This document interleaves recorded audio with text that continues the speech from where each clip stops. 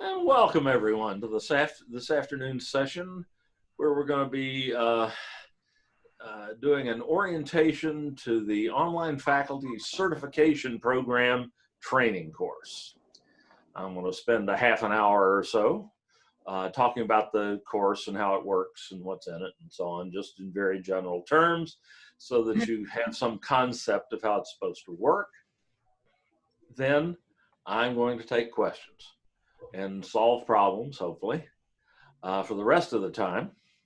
And I will keep answering questions and solving problems as long as there are people there asking or presenting.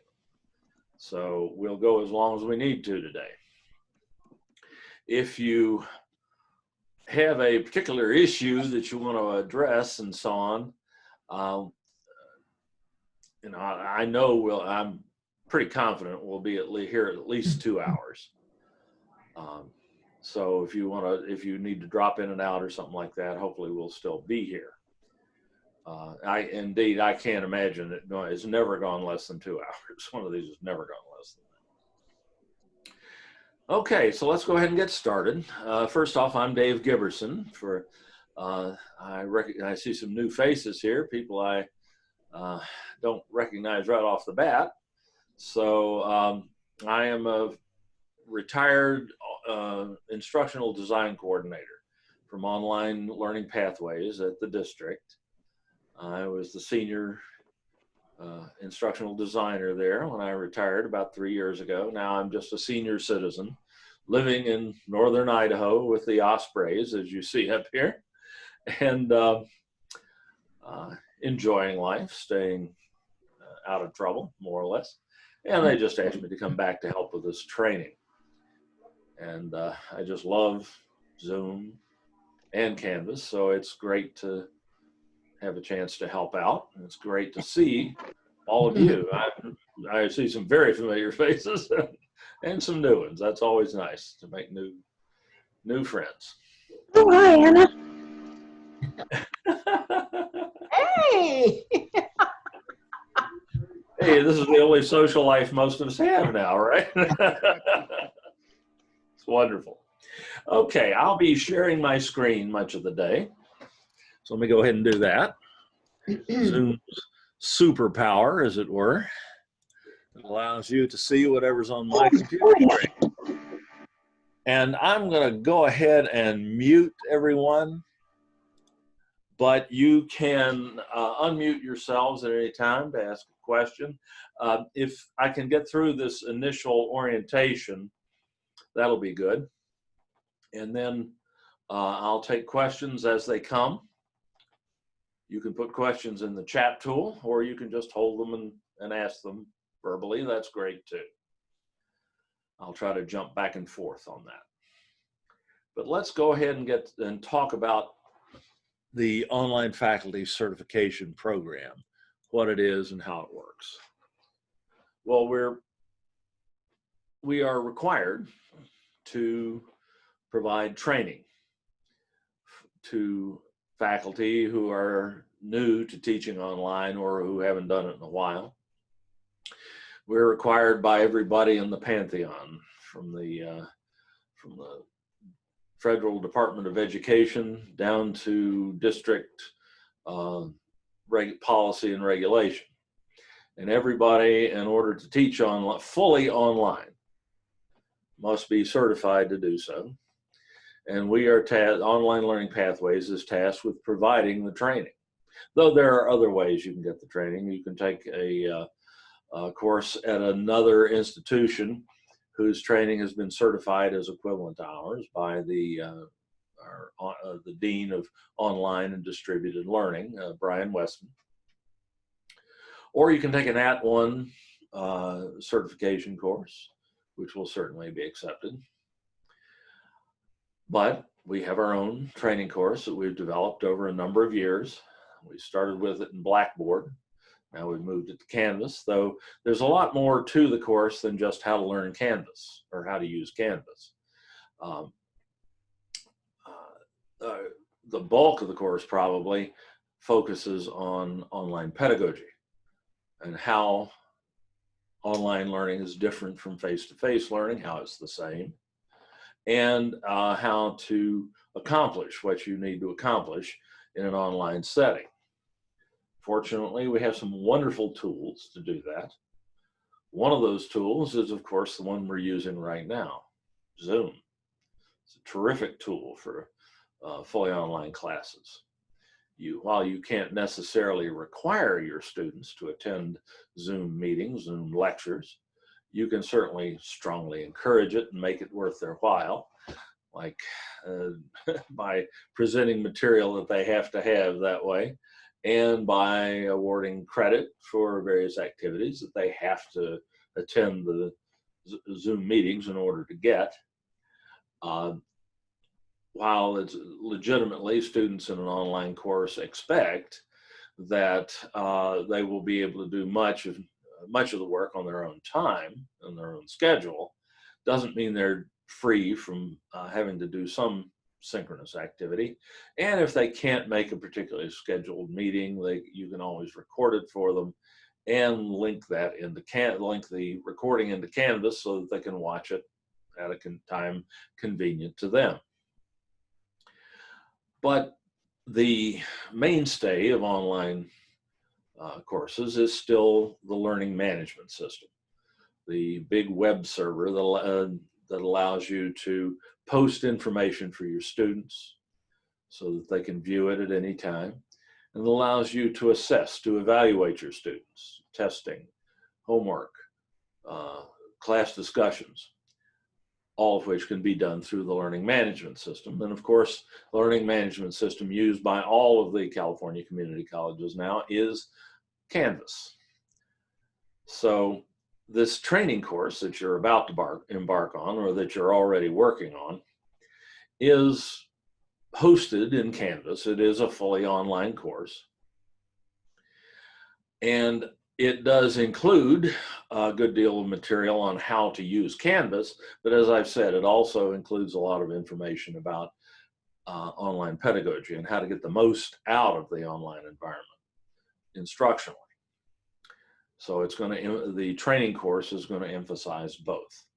The training course is a Canvas course, a Canvas shell, if you will, that you will gain or have already gained access to.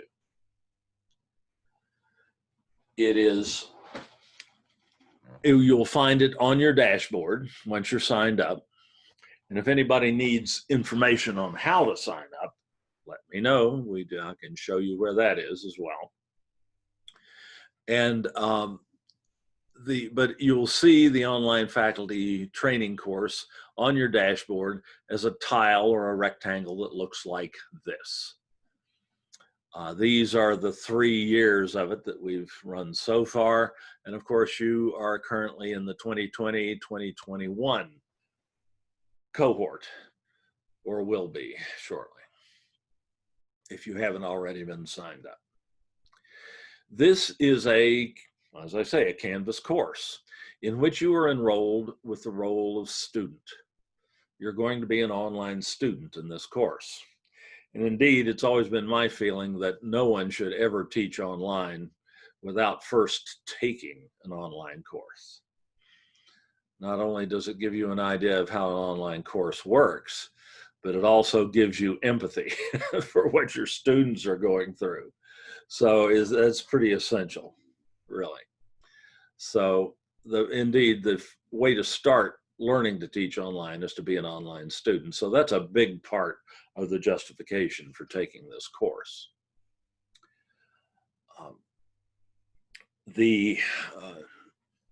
This course, though, you are enrolled as a student. And to complete some of the assessments, the activities that you'll have to complete in this course, you have to have capabilities reserved for teachers, for instructors in a Canvas course. So in addition to this training course, you'll also find on your dashboard, once you're enrolled, a practice course, a Canvas shell in which you're the teacher, where you can go and do things that only teachers can do. And many of the assignments, particularly in sections or modules 5 and 6 in the training course, will require you to do just that. It'll say, okay, go to your practice course and create a syllabus, or go to your practice course and create a homework assignment. And then let us know when you've done it and send us the link to that page in your Canvas course, in your practice course, so that we can go in and verify that you've done that. The course is indeed instructor moderated. There are actually quite a few instructors in there. Some of them employees at Online Learning Pathways, and others colleagues at each of the colleges and continuing ed who are serving as graders and assisting with the instruction of the course. So there are like 9 or 10 instructors in this course right now. And the course, the assessments in the course are given a grade, and not that it's difficult to earn those grades. It's just as much as anything else to show you how the whole process works. And to, of course, to ensure that you have, in fact, figured out how to do different things with Canvas and so on. The overall, in order to pass the course, you have to get an A. If you're going to be teaching online, you ought to be A-level students of online pedagogy and Canvas. You have to get 90% of the available points in order to pass. But you get unlimited chances to do that. The various assessments in Canvas, the quizzes, the homework assignments, and the graded discussions can all be done again and again and again. Hopefully that won't be necessary, but you can take or submit these things as many times as you need until you get the grade you want, and then you just move on. So no one should fail this. No, the intent here is not to have anyone fail this course. We just want you to demonstrate a certain level of proficiency. Let's take a look at the course. We do that, of course, just by clicking on the tile for it on your dashboard. And we'll go to the opening page.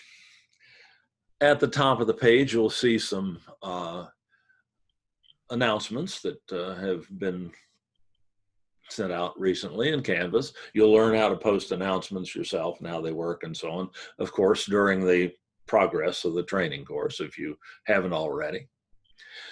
And then there's a very simple home page here. There's not really much to getting started in this training course. It asks you to read the announcements, and it gives you a link to them. That will take you to any older announcements that might not be displaying here. Only the 3 most recent announcements display at the top of the opening page, but there's only 2 right now, so there are no other announcements to look at. You just read these, and basically these are not really all that valid anymore. They're catching up on the grading rapidly because of all the help we've had over the last month or so. There is a welcome letter, which is pretty brief. Tells you a little bit about Canvas, and also justifies the guidelines and so on that require all of us to take this before we can teach online. As so a deadline goes, that's probably going to finish the course. That's probably going to be set not by us, but by your dean or your department head in order to satisfy the requirements to teach online in the fall. As far as we're concerned, as long as you finish this by the end of June next year, 2021, we're perfectly happy. If you don't, you'd have to go into the next year and start again in the next year's course, which will look a lot like this. But at this point in time, there's certainly no reason for anyone to have that experience. You've got a lot of time as far as online learning pathways is concerned. But your dean and your department head may have other deadlines for you. let's go back to the opening page there. There's a syllabus, which basically covers what I'm going to talk about today. There's a way to contact the primary instructors, who are the 3 full-time employees at Online Learning Pathways. There's also a syllabus that you can read through. We've got learning outcomes, the instructors, communication policy. These are all good things to do in an online course, to let students know how to contact the instructor and what the expectations are as far as hearing back from them in a timely fashion. The course is organized into a series of 7 modules or sections,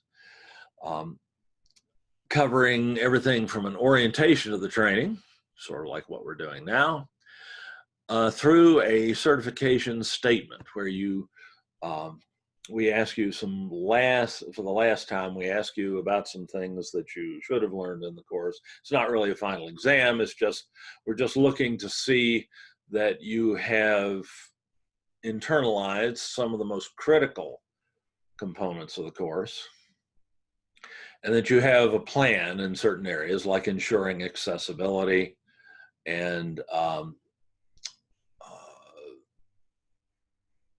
dealing with students who drop or who become inactive in your course, and certifying their last date of attendance, quote unquote, in the course, which usually means the last time they submitted an assignment or an assessment of some sort. And then communicating that information to the registrar so that the financial aid regulations are met and so on. But it's basically just a survey, an end of course survey.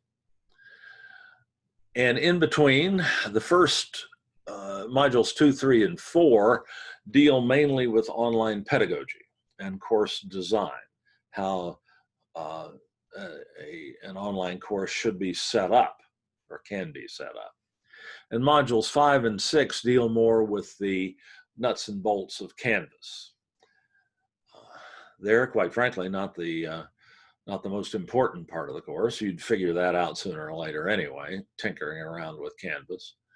But the online pedagogy is quite critical, modules 2, 3, and 4. You will probably spend more time in module 6 than anywhere else, because there are quite a few activities, assignments that you have to complete in there. I'm always asked, well, how long does it take? And that, of course, is going to vary widely with your experience with online education and software and technology in general.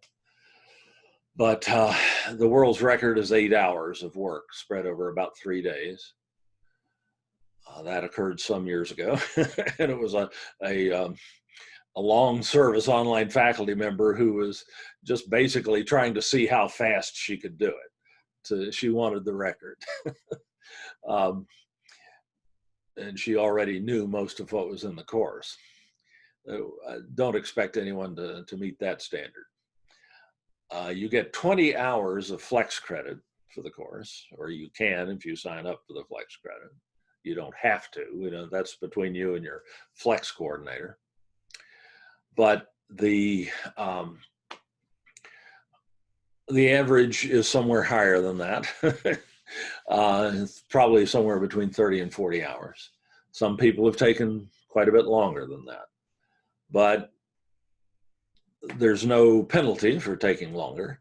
We're not interested in how fast you get it done, just that you demonstrate in the long term that you understand online education and in general, and Canvas in particular. You will be, of course, doing a lot of reading and watching of videos in the training course.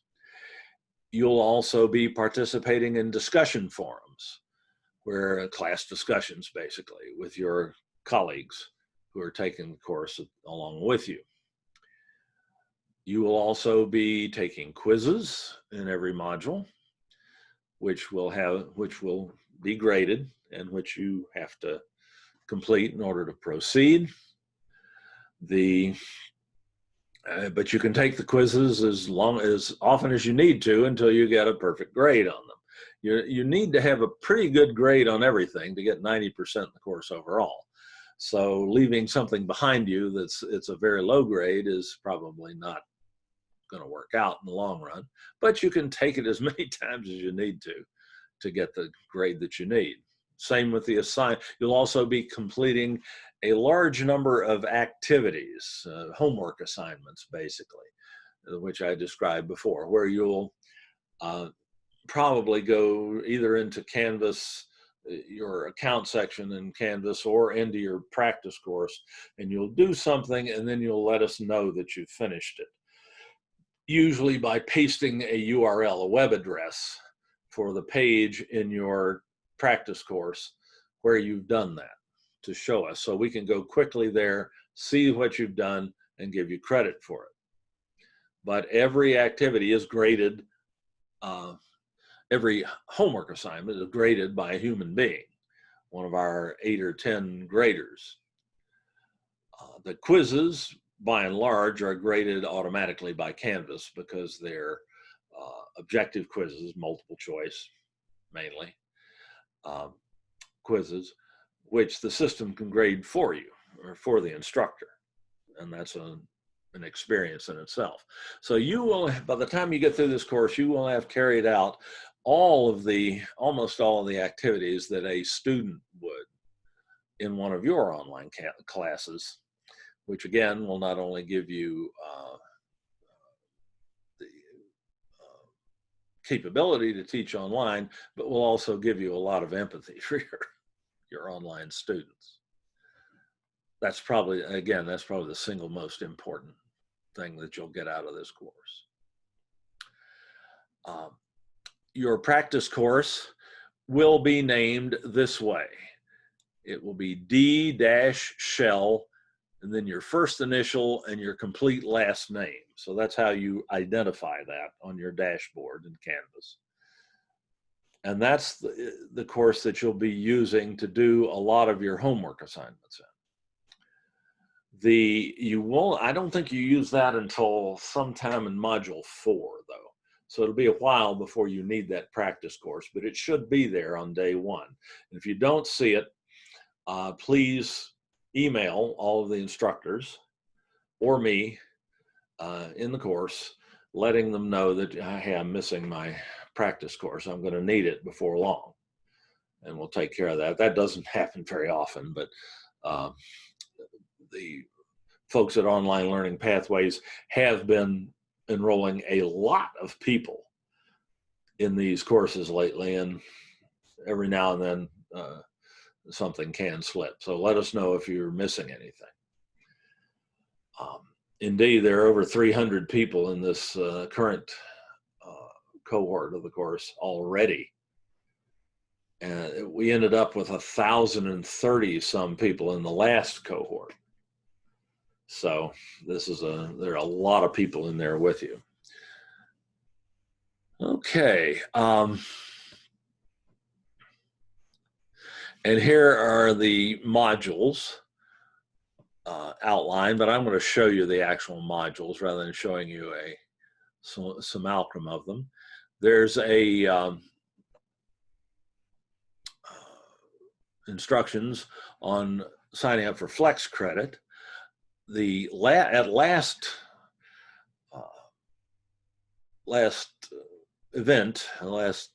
I heard, the district Flex system was still down. It was being upgraded. And they were supposed to have it ready by July 1st, and then they said it would be July 20th. And yesterday I heard that it wasn't ready yet on yesterday. I don't know if it is today or not. But it is. Oh, good. Thank you. Excellent. So you will be able to go in and sign up for this on Flex if you need the Flex credit. And then when you're done, you will, of course, as usual, award yourself the Flex credit on the honor system. Certification is, of course, a separate issue. When you finish the course, you've completed the certification statement, and we have graded all of your assessments and certified that you've completed the certification statement, you will be certified. You'll get an email first congratulating you on that fact, which you can show to your dean or your department head. That comes from one of the authorized folks in online learning pathways, and you are certified at that point. You will get a certification certificate in the mail on paper to hang on your wall, but that may take a little while. But you don't have to wait for that to be certified. As soon as you get the email, you are certified.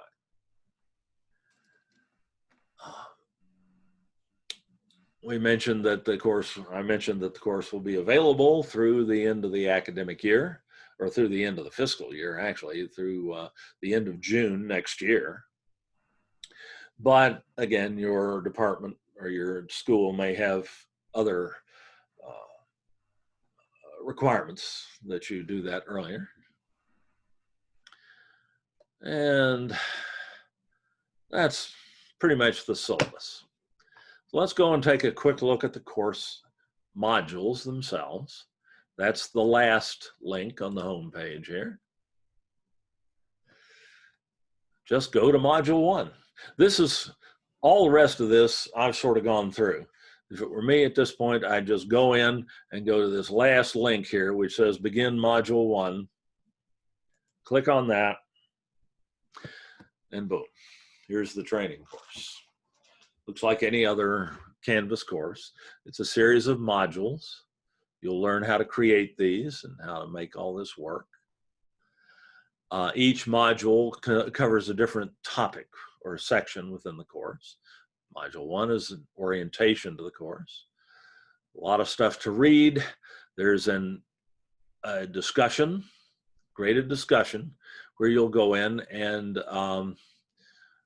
introduce yourself to everyone else in the course and participate in an icebreaker activity. Yes, that does make my blood run cold too, but it won't be too bad. It won't be too painful. Dave, yes. Oh, thank you. Hey, you know, I don't know what I did wrong in module 1, but I did the quiz and it doesn't show that I took the quiz, and it said I got 0 out of 0. It's not letting me retake the quiz, I don't think. Well, that shouldn't happen. Like, yeah, for module 1, the non-graded quiz. Oh, the non-graded quiz. Yeah. Well, that shouldn't matter anyway. It Yeah, there's no yeah, that's fine. There is no grade on that one. It's just, this is just a pre-test, a pre-assessment to give you an idea of where you are at this moment. Excuse me, that actually happened to me too. And I, when it gave the right answers, my answers, actually only one of them was wrong, I think, but they were all marked wrong. It was 0. Oh, thank you. But they weren't all wrong. So like they give you the right answer and I was like, well then, but that's what I put. So I don't know. Oh, that happened to me. Thank you. Yeah, mine said 0 out of 0. And I'm like, that's impossible. Well, it's 0 out of 0 because if you look, this is a preview of it in instructor mode in the course. The questions have 0 points. Right, but it also said, it said how many I had correct and it said 0. So, like it said, like it would say incorrect and then give the right answer, but I don't know. I don't really care because I don't really care because it doesn't count, but I'm saying it was. No, it doesn't count and it won't hang you up. The things that you have to finish in this first module, and don't worry too much about that pre-assessment, it's a non-graded quiz. So it acts differently from the quizzes that you'll take later on. But all you have to do to move to the next one, and of course, you will only see the first module when you go in. And you have to complete these 3 assessments before you can move on to module 2, and then it will light up automatically. But the discussion, the homework assignment, and the quiz, which are the 3 types of assessments you have in Canvas. Once you finish those, you'll be able to move on, no matter what score you make on. Okay, thank you. So don't worry too much about that non-graded quiz. As long as you got that check mark out there, you're fine. All right. Well, it didn't have a Yes. check mark there, though. Oh, that's right. That one doesn't. That one doesn't. You're right, because of the non-gradable nature of it. But it's really just an introduction to you to what a quiz in Canvas looks like. Okay. And it's a way to give you an idea of some of the things that you're going to learn subsequent to that quiz in the rest of the course. And it's just a way to give you an idea of where you're beginning, and us as well. So it's not going to impact your ability to proceed in the course, and it's not going to impact your grade in any way. Okay. How many times can you take the quizzes? As many times as you can stand. Okay, thank you. That's the way they had it set up the last time I checked. Let me check this quiz and make sure that's still correct, because I don't manage this course. Let me edit this puppy and see what the quiz details say. Yep, allow multiple attempts, and there's no number of attempts set. So you can take this thing as often as you like, or as many times as you like, and it will give you the highest grade that you make. So Okay. there's no risk. Oh, I got all but 1 point. I don't want to risk taking it again and going down. You don't have to worry about that. You can take it as many times as you like, and the highest grade you get will be the one that's recorded in the grade book. Thank you. You bet. Now, they were trying to, as much as anything else in this session today, trying to minimize anxieties. Thank you. No one's going to fail this course. It's just a matter of how many times it takes to get something right.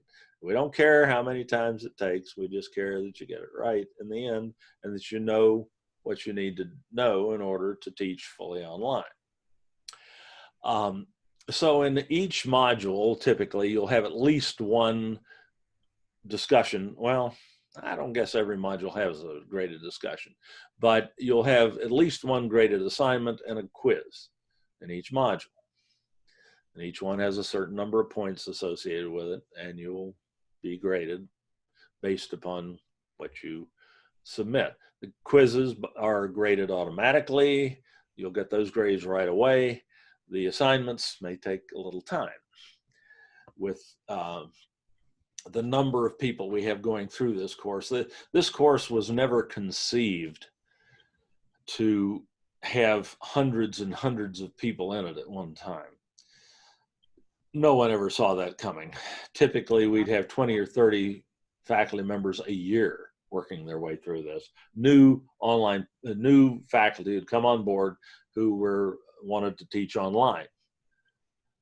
There was never any concept that everyone would have to teach online.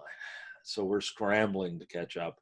We have enlisted quite a few experienced online faculty members to help us grade.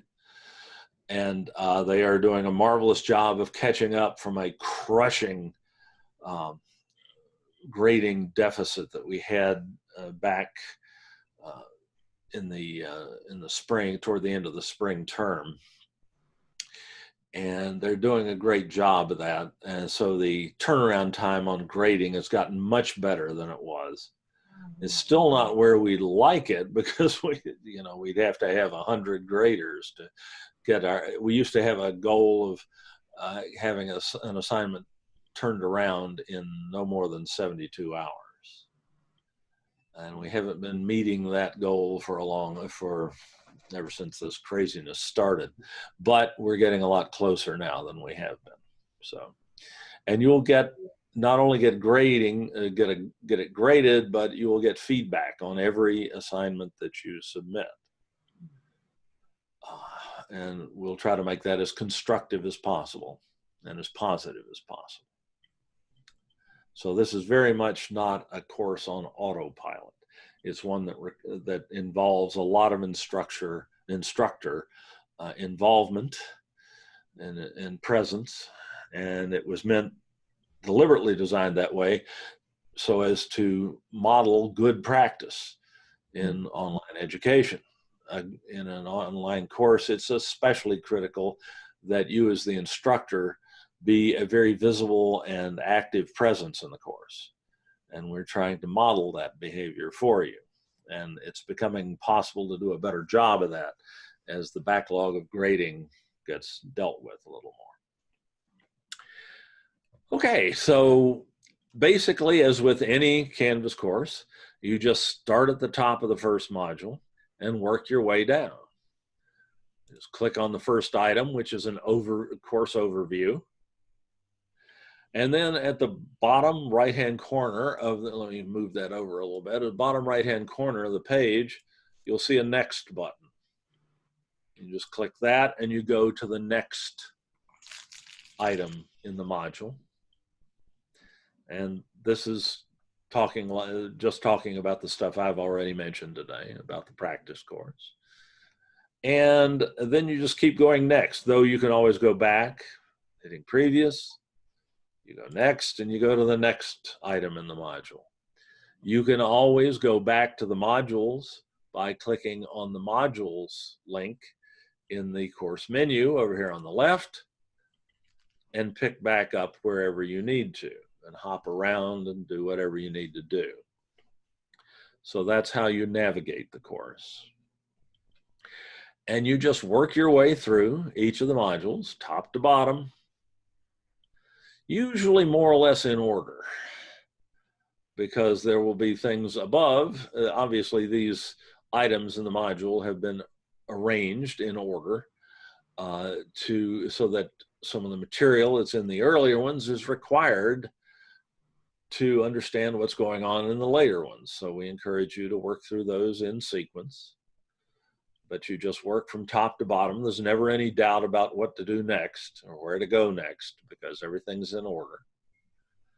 And when you get done with one module, you just move on to the next. The next one will light up automatically, and you'll be able to move. When you finish all of your previous activities in the previous module, the next one will become available.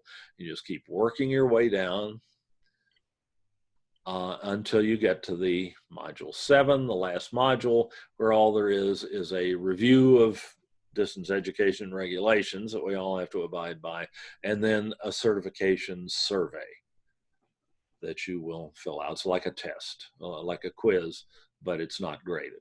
You'll also get a 0 on that one. But if you get a 0, you passed. If you don't have a grade, you didn't. Yeah. And then you can go out and really celebrate when you get through with that one. Again, module 1 is a general orientation to the training course, a good bit of which I'm doing right now. Module 2 is the regulatory environment in which we live in distance education, the so-called state distance education guidelines that we have to comply with. Also, in this session, you have the dreaded assignment 2.7. A critical component of most online courses these days is video. Video that you have, in many cases, have created yourself, though you can certainly use video from other sources also. But video is a critical component of an online course these days. Students expect it. It's one of the best ways to deliver information in an online course. It's an incredibly information-dense instructional technique. So at the very least, we need to we feel it's necessary to ensure that you know how to create at least a simple video, how to get that captioned, and how to edit the captions so that they are accurate. Usually this involves uploading the video to YouTube, letting YouTube caption the video automatically. You don't have to do anything to make that happen other than just uploading the video to YouTube, and then editing the captions for accuracy and punctuation in YouTube. And of course, we have tutorials showing you how to do all that. within the assignment itself, but that's the one that usually seems to take the longest of anything. In recognition of that, we have an on-demand video site that we've created ourselves that Katie Palacios and I actually put up many years ago at sdccdolvid.org. And let me put that in the chat tool so that you can get that.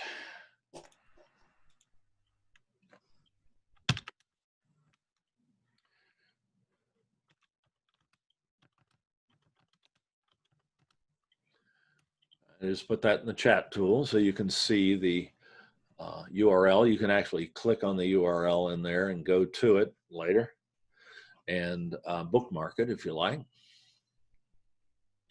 But in this,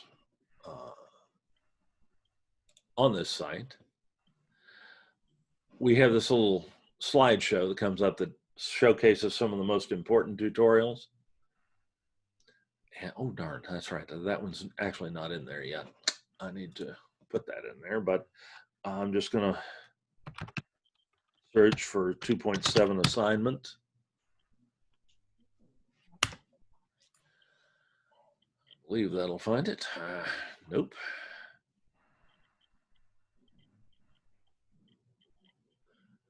Let's see.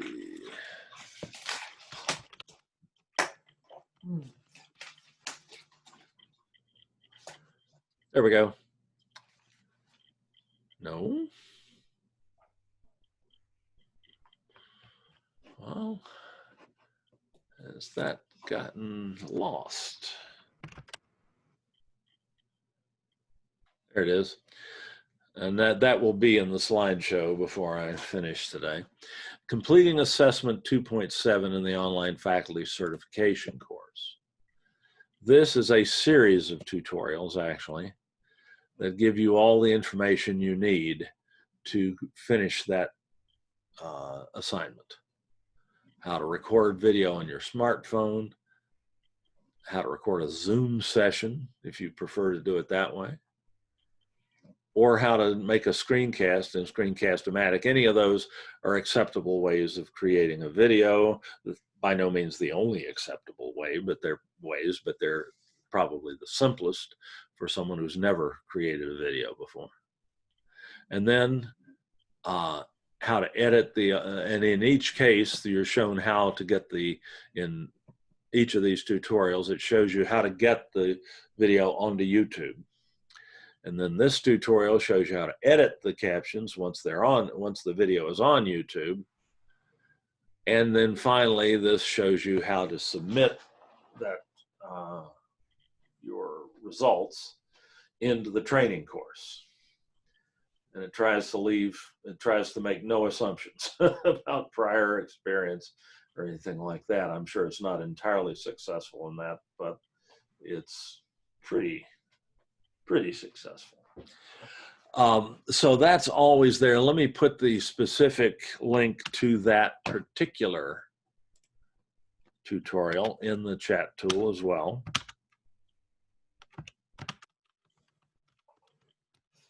And hopefully that will help when you get to that one, as you will pretty early, obviously. But then module 3, as you proceed, talks about humanizing your online course. Basically putting you into your online course. An online course can seem to a student like it's running on autopilot and that they're just conversing with a robot or not conversing at all and just jumping through hoops until hopefully they hit the last hoop on the fly and get out of the course. That's not the best way to run an online course. The instructor needs to be a very visible and active presence in the course, and this module talks about how you can accomplish that. Much of this will be pretty obvious to you, I think. Module 4 talks about how to design an online course, how to take the materials that you normally use in your classroom course and work them into your online course, and then design the structure of the online course so that it makes sense to you and your students, and that your students can navigate it easily and they know how to accomplish what they need to accomplish and how to accomplish it. Obviously, we've done our very best in this training course to make it reflect those principles of good online course design. And it's meant to serve as an example, an exemplar of that sort of thing. Another primary purpose of having you take the course in the first place. Then in modules 5 and 6, you get to working with the nuts and bolts and levers and buttons in Canvas. How to use Canvas. You get to module 5 before you really spend a lot of time on that. And then module 6 continues that same vein. Module 6 has more of the actual graded assessments in it than any other module. It's pretty much just one assignment after another. So that one, you'll probably spend more time in module 6 than anywhere else. And then when you get to module 7, again, all you have to do is fill out the certification statement and you're done. And as long as you've got 90% or better, or once everything is graded, you have 90% or better of the available points, you'll be fine. And if you haven't, you can go back and resubmit earlier things or retake quizzes in order to bring that grade up to where you need it to be. And that, in a nutshell, is the Online Faculty Certification Program training course. Now, I'd like to start off by taking general questions about the course or about how it works, and then I'll go, I see I have some specific questions about individual problems and issues in the chat tool already, and I'm sure others of you are sitting there with them on the tip of your tongue, and we'll get started on those. But how about general questions about how the course itself works, how it's organized, how to get into it, anything like that? I got a question, Dave. Great. We're on these in these modules where it says mark. What does it say? Mark as done. Is there a button that you? Yeah, there's a button. There's a button at the bottom of the page where you just click and say, "I've done this." Oh, okay, gotcha. And that's one of the things you'll have to do in order to get past that module. There will be no more, however, getting in the middle of a module and getting stuck on one assignment and then not being able to move forward into the rest of the module. They assure me they've taken that off because that hung some people up on things like the 2.7 assignment. They couldn't get past it, so they couldn't do anything else. And they tell me they've undone that restriction. So you won't get hung up on a single assignment for some extended period of time. That was never our intent. Anything else along those lines? Hi, Dave. This is Lena. Hi, Lena. Hi. I was just wondering, for this certification, is this just to clarify, is this something from the governor? Or the requirement comes from the state chancellor's office, though it's also an accreditation requirement. But the training course itself, this training course, was created here. The bulk of this was actually created a number of years ago by my former colleague, Katie Palacios, and Andrea Henney, who was the Dean of Online and Distributed Learning. Between the two of them, they created this course. So this is homegrown.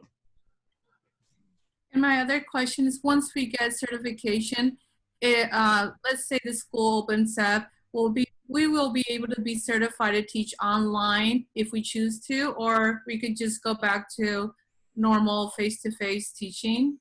Well, yeah, that we have nothing to say about that. That would be your decision, and of course your department heads or dean's decision. We have no role in that. All we're doing is trying to make sure you have the tools that you need to teach online if you choose to, or if circumstances force you to do so, as we're seeing right now.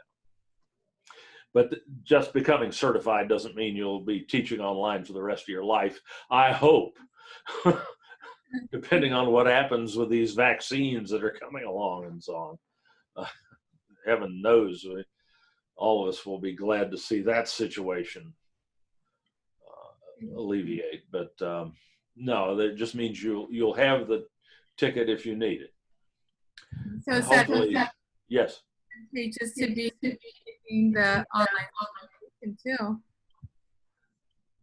Yeah, well, for fall, it certainly appears that the vast majority of courses are going to be online. Nobody knows what will happen by the spring of next year. Just depends, if infection rates are still going up and things like that, it's hard to imagine, but none of us really know what the future holds right now. But for now, online is what we can do, and we will do. And a lot of our students are, there was no bloodbath of losing students last semester. They don't expect that this semester either. Students are still enrolling for these classes in record numbers, particularly in record percentages. All the classes are filling up quickly because they had to cut 900 sections or something like that because of the budget crunch. So I don't think that we're going to see anything different for the next couple of months anyway. We'll just have to wait and see what happens in the spring. Well, thank you. You bet. Anything else in that vein? Dave, how do you get signed up for this if you haven't already? Did you say that? Good question. If that is a question, it's certainly something we need to deal with. You can go to our Online Learning Pathways website at www.sdccdonline, all one word, .net, of all things. This URL has been around a long time. I'll put that in the chat tool.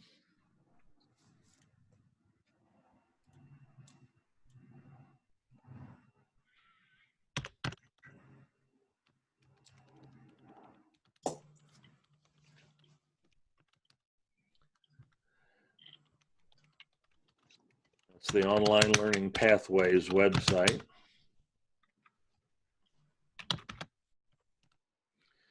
That is in the chat tool.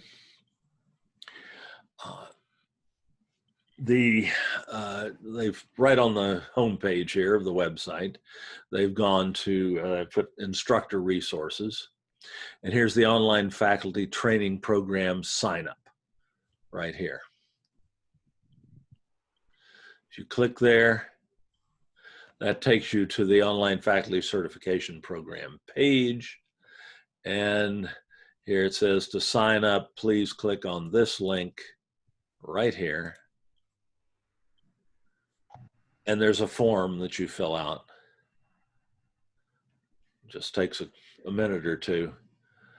And that goes to the people who are watching that. And you'll get an email from them within hopefully a day or two at this point in time, with directions on how to get started. Though basically they just tell you that, okay, you're in, the courses are on your dashboard in Canvas, go in and get started. Let me put that link, that direct link to that form, in the chat tool as well. OFCP sign up link. Okay, so that's how you get in.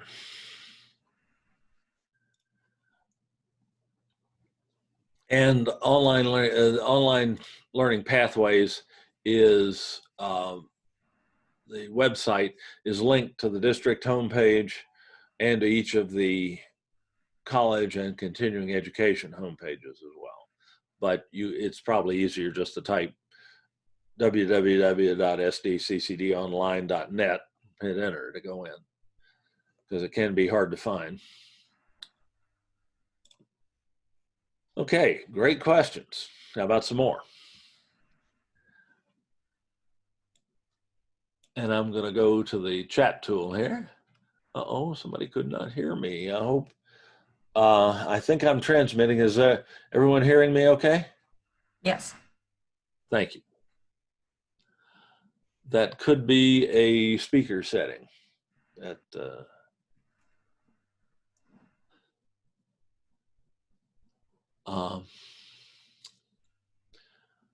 okay. I want to deal first with things that have to do with the training course. Here's an interesting question. I just want to be clear. Is it true that if you're teaching remotely only, not fully online, you don't have to have one of these certifications?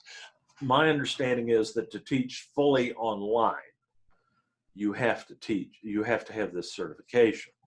So people who transitioned over quickly in like 2 or 3 weeks in the middle of spring term to temporary remote instruction, is what they called it then, didn't have to have the certification.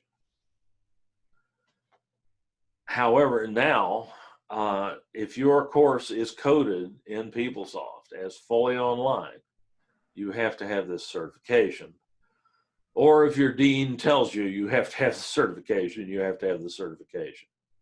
So if you have a question about, there's some question about whether you might have to take the course or not, check with your dean or your department head, and they will be able to tell you that we don't set those requirements in online learning pathways. We're just here to help.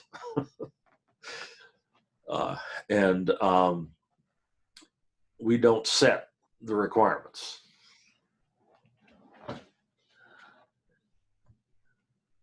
Okay. The course can be quite humiliating. Yeah, it's done that to me once or twice. I thought I knew all that stuff. Dave, what do I need? Yes, Randy. It's Randy. So what I intend to do here with this whole thing is Zoom the entire thing. Is that considered online? Do I would have to have this course or not? If your course is listed in the schedule as being fully online, you have to take the certification course. How you teach the course is up to you. That's a matter of academic freedom. And Zoom certainly, I hope, would be an important part of anybody's online course these days. But there are things you can't do with Zoom. You can't test your students with Zoom. You can't have them submit homework assignments through Zoom. They're just things that Zoom generally doesn't have any means of assessment. It's a great way to deliver information, and it's a great way to engage with your students, and I just think it's a perfectly vital part of any online course. Though in the past, typically online courses were just in Canvas, and everything was asynchronous, where everybody did it on their own schedule within due dates, within limits. And that was a much less rich educational experience, quite frankly, than what we're doing today, or what you can do with your students in real time or by recording on Zoom. But there are things you just can't do with Zoom alone. So it's necessary to know how to use Canvas as well. So if the course is fully online, then yes, you have to take the certification course. Okay, thank you. That's my understanding. But again, those sorts of requirements are not set by us. So to get a definitive answer, you have to go to the instructional administrator to whom you report, your department head or your dean, to get a completely authentic answer to that question, because that's not something we control or want to. We don't want to be people with the big stick. We're just here to help you fend off the stick, as it were, to survive the blow. All right. Good. who do I need to email to let them know that I've resubmitted assignment? Well, I tried the Canvas inbox, but it didn't send out my email. Well,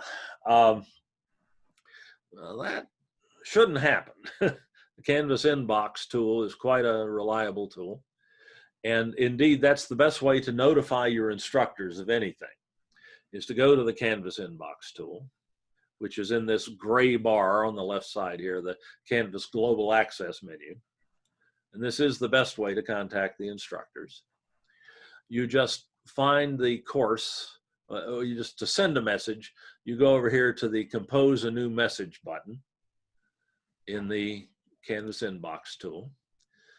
You select the course as the 2020, it's a little twitchy. There we go. 2020-2021 online faculty certification program. You then click your recipients button over here on the right, which allows you to select the people who get this, and select teachers, and select all in teachers. That will send it to every instructor, everybody who's enrolled in the course as a teacher. Then a subject and a message in the usual way. It's just like email, but it's not exactly email. This is an internal messaging system inside Canvas. And this message, whatever message you need to send to your instructors, will be sent to their Canvas inboxes. Okay.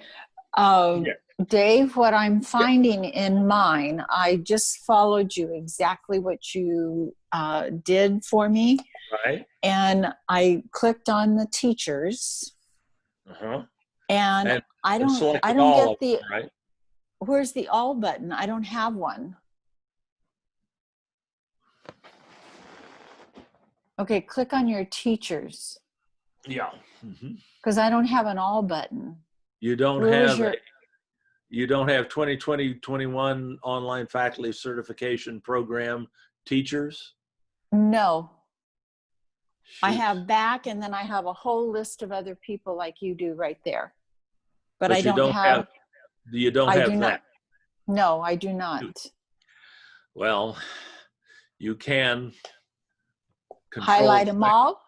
Highlight them all. I'm sorry, I thought they changed that setting. But okay, I'll just highlight them all. Yeah. Just go through. Aline is the one who's been grading, but she no longer is a grader. She just finished her TAO with us. Yeah. I'm sure she wouldn't mind hearing from you, but yeah, I'd send it to everyone, particularly send it to me. Okay, I can do that. I will do my best to help. Okay, thank you. You bet. So that's the best way to communicate with your instructors. Thank you. You bet.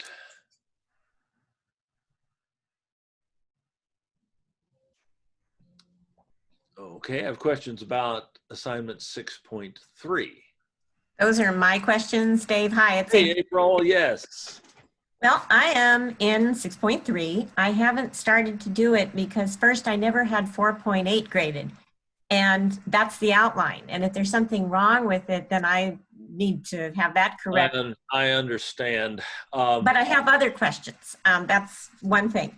Here's a question about the directions of 6.3. I've watched the video, and one of the things it says in the directions is before doing the assignment, watch the video, become a module mogul. It's not there. I read the resources and I read the other video that they had, but become a module mogul is not there. So does that mean one cannot do 6.3 without watching that video? No, definitely not. That's a nice video, but it's not critical. Let me see. It's there in his instructional video, but on my screen, it's not there. In fact, my configuration is completely. But you don't see it in the instructions. Yeah.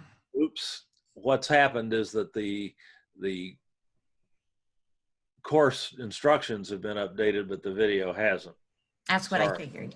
Well, that's okay. If I don't need it, I'm fine. Now, The next No. question I have is, if I understand the directions correctly for 6.3, I'm Right. supposed to provide the name for each of the components of my outline, but in that point, not the content. I'm going to be doing that in subsequent elements of the module. That is correct. Yeah, because I took down the directions. It said first copy whatever you have for module 1 into the title bar and then add title. Okay, so that's all I'm doing there. Now, I'm not. this is just the husk of the module. You'll That's what I actually thought. be linking things into that or putting things into that later on. I'll tell you as something work your way ironic. through one of the I've things. had every single thing I've done graded except that one. And I wondered, there was a comment box and I wrote, this is difficult. And as always, you know me well, I overthink things. So I gave them what they wanted, the 1.0 and you know all that stuff. But I also wrote a little introductory paragraph and conclusion because they said, make sure you have a summary and an introduction. So if, you know, what's going to happen? Are people going to ding that and say, get rid of the introduction and the conclusion, or can I proceed? I don't know. I really don't think so. Okay, well. If you've added extra to it, that's they're not fine. Gonna, okay, Yeah. well.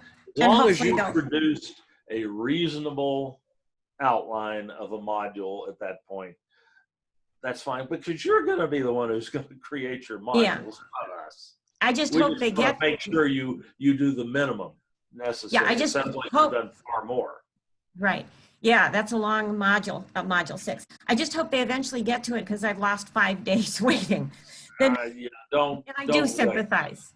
I do not. Really? Okay. Well, I will start it tonight. The next question.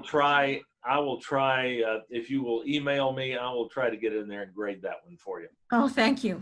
Thank you so much. Get you over that hump, okay?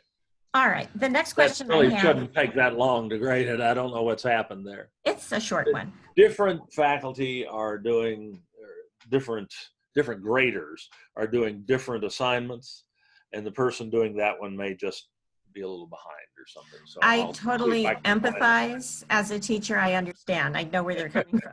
Okay, the next question. Been there, done that. Yes. What's the next one? The next one, it's also about the 6.3.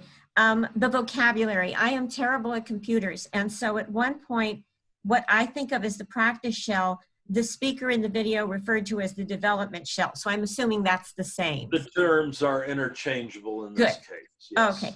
And the next question, at the very end of the video, he says, and this is what you do to publish it, you know, the little circle with the dash through it. Are we supposed to publish it? Because when it's published, it's then visible to our students, or is that just part of the assignment? But you have no students in your training, in your practice course at this point.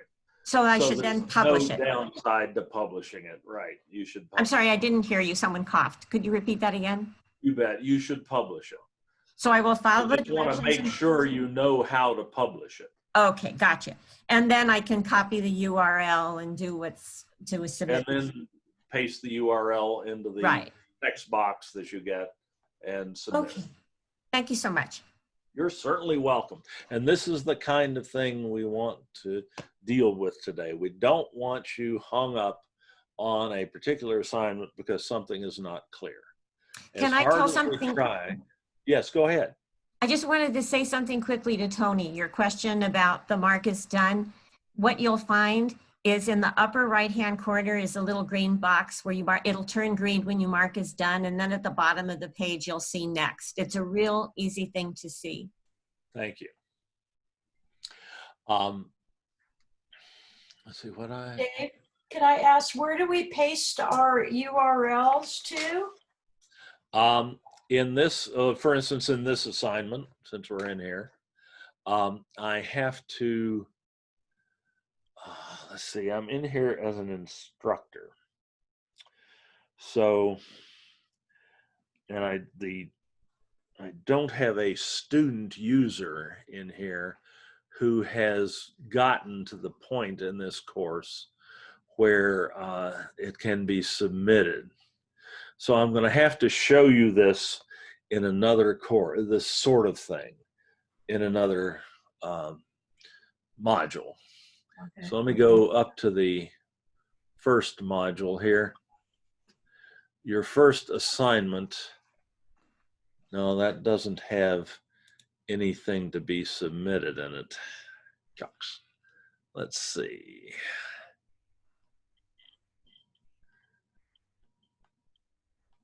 No, it does. Okay, I can show you. I'll show you on 1.9, your first assignment. Okay. It'll look the same. All right, great.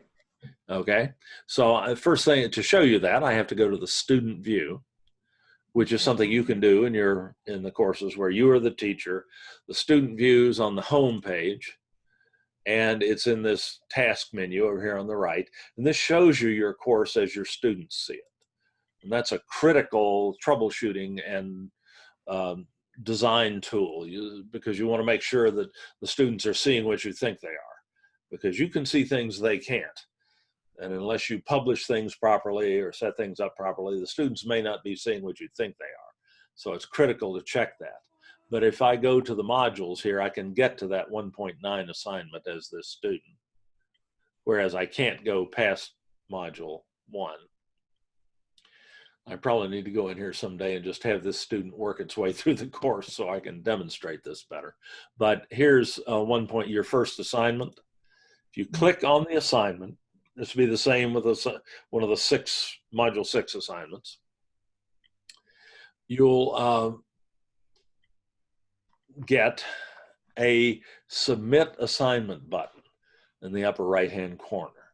Of course, you get all your instructions and things like that as well, but when you're ready to actually submit something, you get the submit assignment button up in the upper right. You click on that, and then you will get the option to, in most of these, to either upload a file or do text entry. And when you're submitting those URLs, you'll just go to the text entry tab. And you get a text box. And you just submit the URL from your practice course right here. Just paste it in. Oh, okay. And then click submit assignment. Let me pull up an example URL. I'm going to another browser here so I can get into another instance of Canvas without having them trip over one another. Canvas is at sdccd.instructure.com is the URL. And I'll just log in as me. My user ID is different than yours because I was the first person put into the system when it came up. And let me just go, for instance, to this screencasting course here. And one of the things you were asked to show was your module that you created. And I forget which, I think that is 6.3. And okay, here's the modules page in this course. Well, the URL for that modules page is right up here in the location line on your web browser. So you just highlight that and copy it to your clipboard. Then you go back to your text box that you've brought up and you just paste that into the text box. If you press enter, it becomes a clickable link. We'd appreciate that so that we don't have to copy and paste it into our web browser, but either way, it'll be all right. And once you've done that, then you just click submit assignment again. Okay, thank you. And that sends it. And you get a little receipt up here in the upper, and you get this confetti and little pandas falling down the screen. When you see that, you know you've submitted the assignment properly, and you can move on. Did that answer your question? Yes, thank you so much. You are certainly welcome. Now I have to remember to leave student view, so I'm me again. And that's, the student view is a tremendous troubleshooting tool. You'll be using that a lot. And as you saw there, the test student can actually submit assignments and take quizzes and things like that. So you can verify that your course is working the way you think it is. Yes.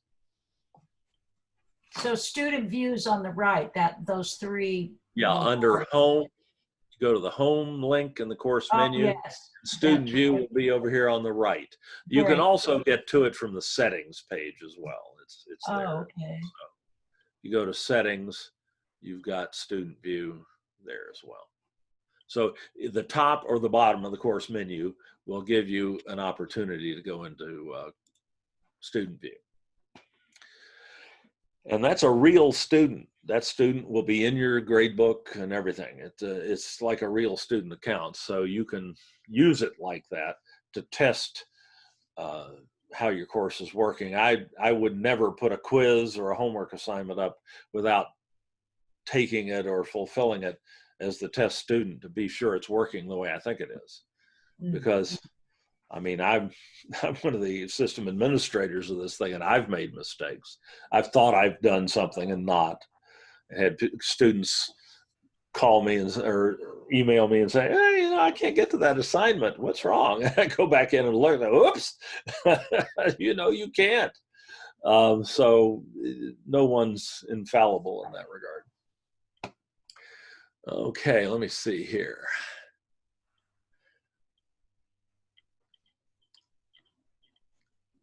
Okay, this is referencing assignment 2.7.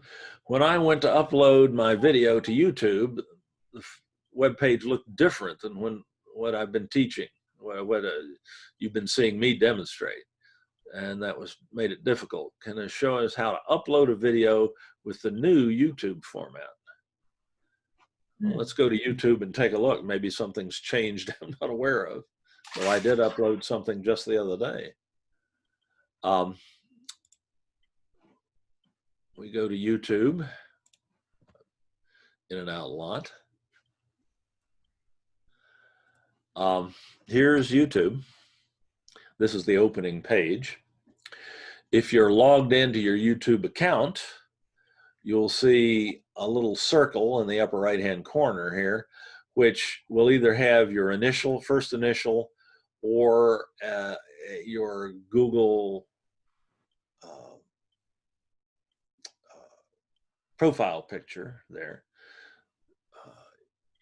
YouTube is a Google product, a Google resource. So your Google account, if you have a Google account, like a Gmail account, or if you use Gmail, or if you use Google Docs, you have a YouTube account. It's all the same account as your Google account. You can create a Google account for free. We've got all the tutorials on how to do that and so on elsewhere. But to upload a video to if you're logged in, and let me show you what it looks like if you're not. If you go in and you're not logged in,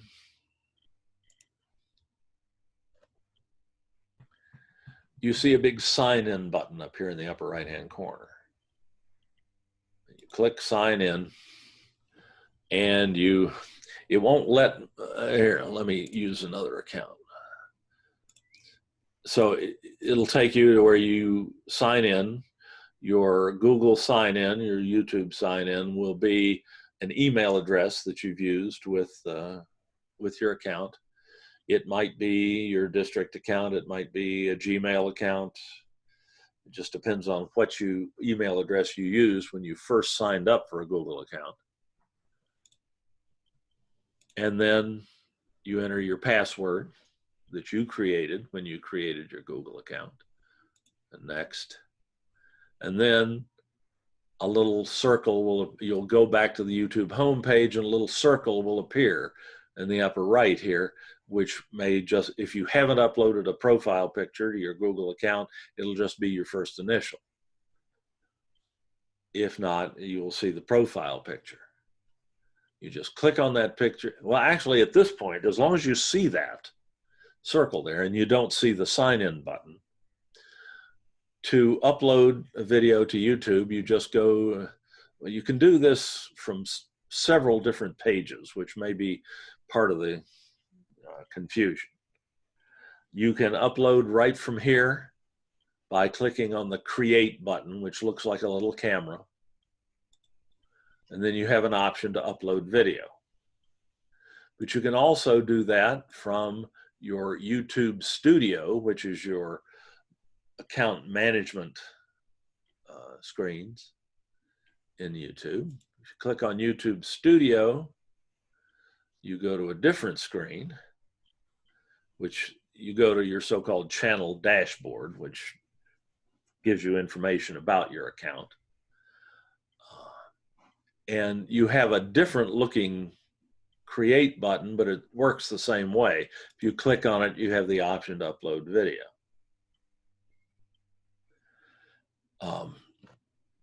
And this works just the same as the one on the front page, on the home page. You can go to your video list over here on the left. Here we're in YouTube Studio. You can go to your video list and you can upload from there. So you can upload from any of these screens as long as you see this little camera icon. Whether it has the word create after it or not, it works the same way. So you click on that and you say, I want to upload a video that I have on my computer.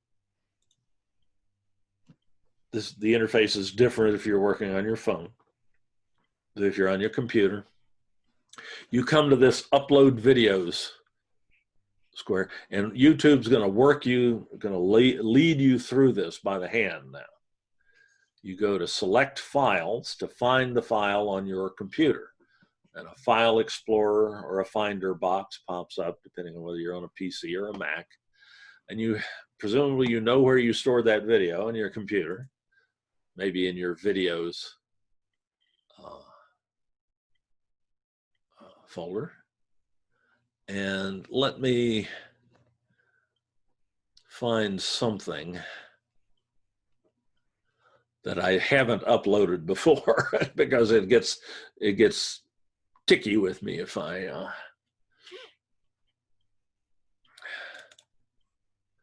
I know I've done that one. Let's see.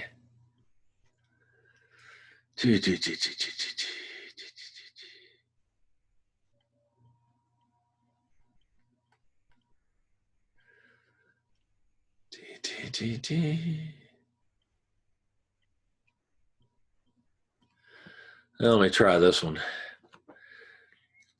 You select the video, and the video can be any one of a number of formats. YouTube will accept almost anything because it's going to convert it to its own format anyway. It'll accept Apple MOV files or Microsoft WMV files, which are ancient. I think it even accepts old Flash videos like FLVs, but MP4s, MPEG-4 videos are the most common these days. AVI files, uncompressed Windows video files. It'll take almost any kind of video file that your camera or your phone or anything else will produce, or a screencasting package or anything. You select the video you want to upload and you click open, and that starts the upload. Then you go to a screen where you have to, the only thing you have to, well, you don't have to, but you probably want to give it a title that's more meaningful than the file name of the video. So I'll just call this test video. You may also have to go down and tell YouTube that no, it's not made for kids. By kids, they mean somebody under 13. None of your instructional videos will fall into that category. So, and if you say no, you avoid a bunch of hoops you have to jump through before they'll let you go. So say no, just say no. Sound like Nancy Reagan. Okay, then just hit next. You, on this video element screen, you don't have to do a thing. Just ignore it, hit next again. And on the last screen that you have to go through here, you do have to tell YouTube whether, or what level of visibility you want this video to have. You never want to use private unless these are your baby videos that you only want your family members to be able to see. And even then, you really wouldn't have to do private. Sorry, Got distracted. I saw the bird moving around there. It's a lot more interesting than I am. The most common choice is unlisted.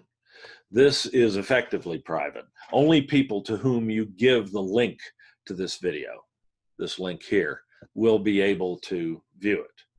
So nobody can search for it, nobody can find it by accident, and for sure nobody can guess that your URL. They're created randomly, with random combinations of letters and numbers and so on. So nothing to worry about there. Only someone to whom you either email that link to, or you put that, if you put that link in an external URL or an embed in your Canvas course, are they going to be able to get to it? They'll never know it's there otherwise. If it's something of general interest that you think might be available to people all over the world and flying overhead in space, and there's nothing confidential in it that you have to protect, like the faces of your students. You don't ever want to make a video that, like a Zoom recording of your students in class, public. That would be a FERPA violation, because then everybody in the world can see that they're in your class, and that is one of the specific things that FERPA was designed to prevent. So Zoom recordings with students in them would always be unlisted. But if it's just a short tutorial that you think might be available to people that somebody might use somewhere, make it public. In 2007, I put a video up that I made for like a 5-minute video that I made for an individual faculty member who had a question about how to do something with Java on a Mac. And I made a little video. Finally, I figured it out. One of my Mac friends showed me how to do it. And I figured it out, and I made a recording of it on a borrowed Mac, and I uploaded it to YouTube. Never expecting more than one person to view it. Last time I checked, that video had been viewed 60,000 times. It's the only one I've ever put up there that's been viewed more than a couple hundred times. It apparently was something that gamers at the time needed or something like that. And I happen to be the only one who put it on YouTube, apparently, and just by random chance. So you never know who might benefit from the videos that you put up there. So putting them up public is kind of nice if it's appropriate. If you get a lot of likes on your video, does YouTube reimburse you? Not automatically. If your account meets certain minimum benchmarks according to traffic and number of people who've subscribed to it and so on, you can monetize your account, and you can get like a tiny fraction of a cent every time somebody watches one of your videos. But you have to set that up. Like. And you have to have, or likes it. But the standards to get to that point are pretty high. You have to have a lot of videos up there, and you have to have a lot of subscribers before they'll bother with setting that up for you. Mm-hmm. But if you produce a lot of like really good Photoshop videos or something like that that are going to be of interest to a lot of people, you might investigate that. There might be a little revenue stream for you. I've never been able to get to that stage, and I've put thousands of videos on YouTube over the year and been doing it for well over 10 years. But I suppose it could happen someday. I don't think I'm paying for mine. I'm sorry? I think mine's free. My account, I think, is free. Yeah. Well, no one would ever pay. Google just pays you. No viewer would pay. Google pays you because you sucked a viewer in who presumably watched some other advertisement on Google. So it's not that people have to pay to see your video. It's just that Google thinks it's useful enough to them to compensate you for, that's how they make their money, is by selling advertisement to people advertisements to companies and individuals who want to increase their business, and Google provides a service and charges them through the nose for it. But of course, in order to do that, they have to have content on their resources that are on YouTube that people want to see. So if you put a lot of content on YouTube like that, and a lot of people watch it, then Google certainly wants to encourage that. So you can set it up so that you get a little bit of money each time somebody does click on it and watch it and or like it. But then some people make a good living at that. I think so too. Yes. I had trouble with the captions. They didn't automatically appear, and I had to type them all in 3 times. And then, of course, you hit publish when you're done. Yeah, I did. There are YouTube will caption videos automatically 99+% of the time, but there are some things that can cause them not to be captioned. Sorry, we were not able to save your video. I suspect that's because I had uploaded that one before. Yeah, processing abandoned, it's a duplicate. So what would normally have happened was that the video would have appeared right here. Well, it did, but it's a duplicate. And apparently I've been doing a lot of that lately, so I got to go back and check what's going on here. But then I just delete that out. But that's the process of uploading. Now, as to why Google or YouTube might not caption a video, if there is an extended period of silence at the beginning of the video, more than about 5 or 10 seconds, YouTube won't caption it because it thinks it doesn't have any speech in it. Oh, okay. Even if you start talking later, it only listens for about 5 or 10 seconds, and if there's nothing there to hear, it goes on to other things. Okay. Sound quality can have an impact as well. If you're not using a decent microphone, or if there's a lot of noise, background noise in the video, that can cause it not to be captioned. I've heard it said that, well, if it's too long, it may not be captioned, but I got a 5.5 hour video up there that captioned just fine. It can take some time for the captions to appear. They don't appear immediately. YouTube has a process, a daemon that runs through periodically and captions all of the videos that have been uploaded recently. And the longer the video is, the longer it will take for the captions to appear, but they certainly should show up within 24 hours. And if they don't, it's one of the other reasons why it might not be captioned.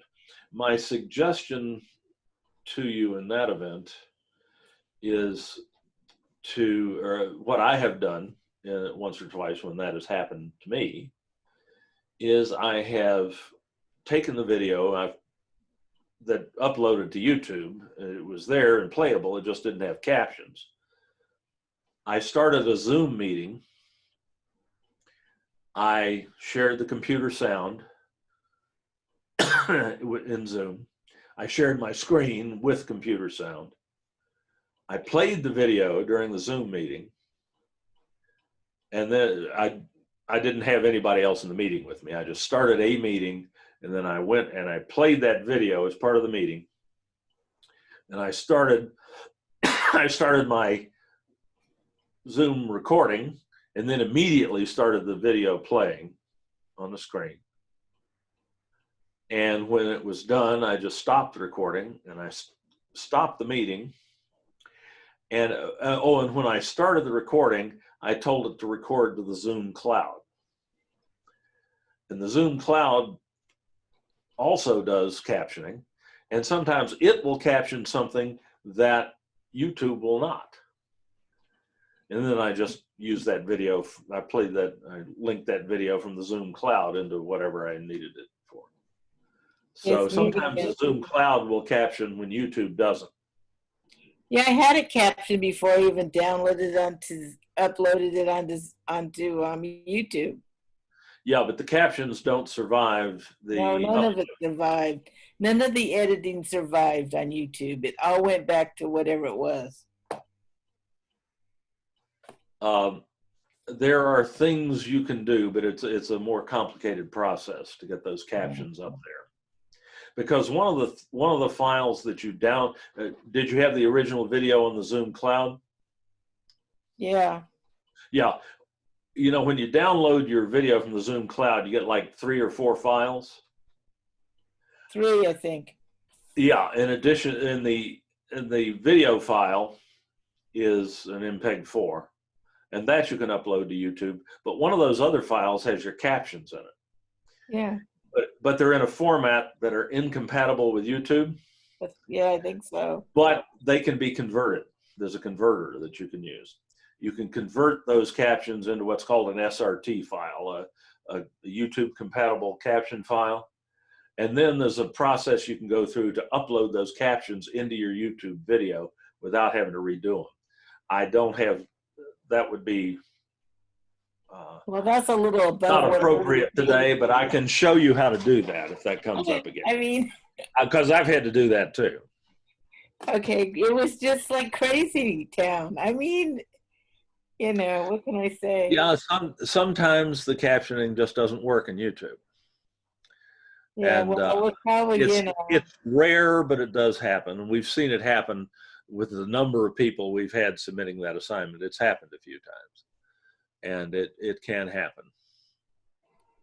On the other hand, in order to satisfy assignment 2.7 in the training course, it doesn't have to be on YouTube.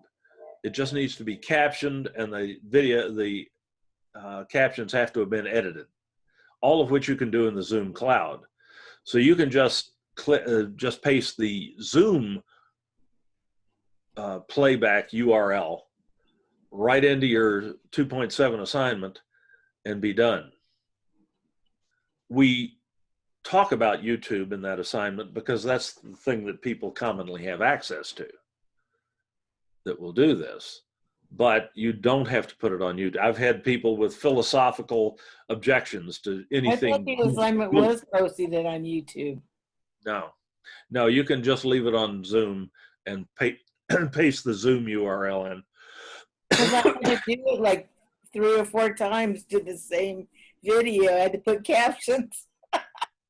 But you can edit the captions. You can edit the captions before in Zoom, but when I put it to YouTube, they messed it up. I mean, well, it didn't caption it for whatever reason. Probably the it's probably not that good, but I still did the assignment. You got through it, but yeah. We don't want you to have to go through all kinds of wild hoops like that. Yeah, well, it was a roller coaster, I'm telling you. And we're always happy to help with that. Montezuma revenge. If you find yourself spinning your wheels, get in touch with us. All right. And we'll try to give you some traction without you wasting immense amounts of time. No way would we ever want that to happen. All right, thank you. We're more than, because it'll be easier on all of us if you get it done without, an excessive. Oh, it's just crazy. It's just, it was insane, I'm telling you. Thank you. And yes, you do have to finish one module before you can start the next. You don't get hung up in the middle of a module, but you do have to finish a module before moving on to the next one. Right. I haven't changed that. I'm just going to leave it at that. I'm not going to get into that debate. I will just say that is a design decision that is not necessarily a best practice. I prefer to let my students go through the modules in whatever order they like, as long as they get it in the end. I don't like to throw a lot of, okay, I'm going to shut up. All right, thank you again. Will all this that you're putting into chat be accessible later? Sorry if I missed that part. Good question. Yes, you can. I think you can see that. You can save the chat log at any time. Best time is to save it when something appears that you find interesting, but also maybe save it just before you leave the meeting. If you're on a computer, you can't do this from a mobile device, but if you're on a computer, you can go to the lower right-hand corner of the chat box, and there's 3 little dots in a row, an ellipsis, and that's a menu. If you click on that, if you mouse over it, it says More. If you click on that, you get a menu popping up, and the top option in that menu is to save the chat. Then you get a little green bar that says Chat Saved, and it got a link in it that says Show in Folder. If you click on that link, it'll show you where it saved that. Get this out from under. It goes to a folder called Zoom in your default Documents folder. This is automatically created if it's not already there. And there's a subfolder that's dated and has today's date and time that we started on it. So that's how you identify which folder this is in. And the chat log is in a file called meeting saved chat.txt. You just double click that, and there's the chat log so far for today. And you can keep a copy of that forever. All right. Oh, Trenton's here. Hi, Trenton. Hi, Dave. Sorry I'm a little late. Oh, it's great to see you. Or great to hear you, I should say. Good to see you and everybody else too. And indeed, Trenton indicated that our training recordings are posted on this on-demand website. Let me just amplify that by saying that they're under a link at the top of the page labeled Workshop Archives. And that's where you'll find our training videos, all of these Zoom sessions. Do we change our Canvas password from our birthday to a personally chosen password? Yeah, it's probably a good idea. Your username is probably more secure than that password. Let's face it, a lot of people know what your birthday is, and they know what we use for initial passwords here too. And your user ID is probably more secure than that, but that's not secure either because it gets printed places and so on. So definitely you want to change your Canvas password. You do that under your account button here in the Global Access menu. On the settings page, the settings link, your account settings. This is your account settings page, and there's an edit settings button over on the right. Okay. Click that, and there's that causes a change password notification to appear. If you click that checkbox, it's a little odd, but it works, then you get an option to change your password. You have to enter your old password and then type a new password twice. I just ticked Chrome off, sorry about that. And then just click Update Settings. And that's how you change your password in Canvas. And yes, that's a good idea because anybody that gets in here as you can change all your grades or anything like that. Not a good thing to have happen. I can't believe, I know in the old Blackboard system, we had a default password that we used for all faculty. It was Change Me, C-H-A-N-G-E-M-E.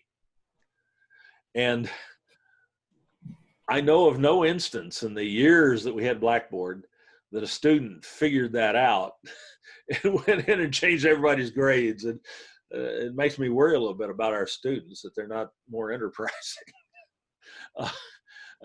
It certainly could have happened. So yeah, you want a secure password for your Canvas account.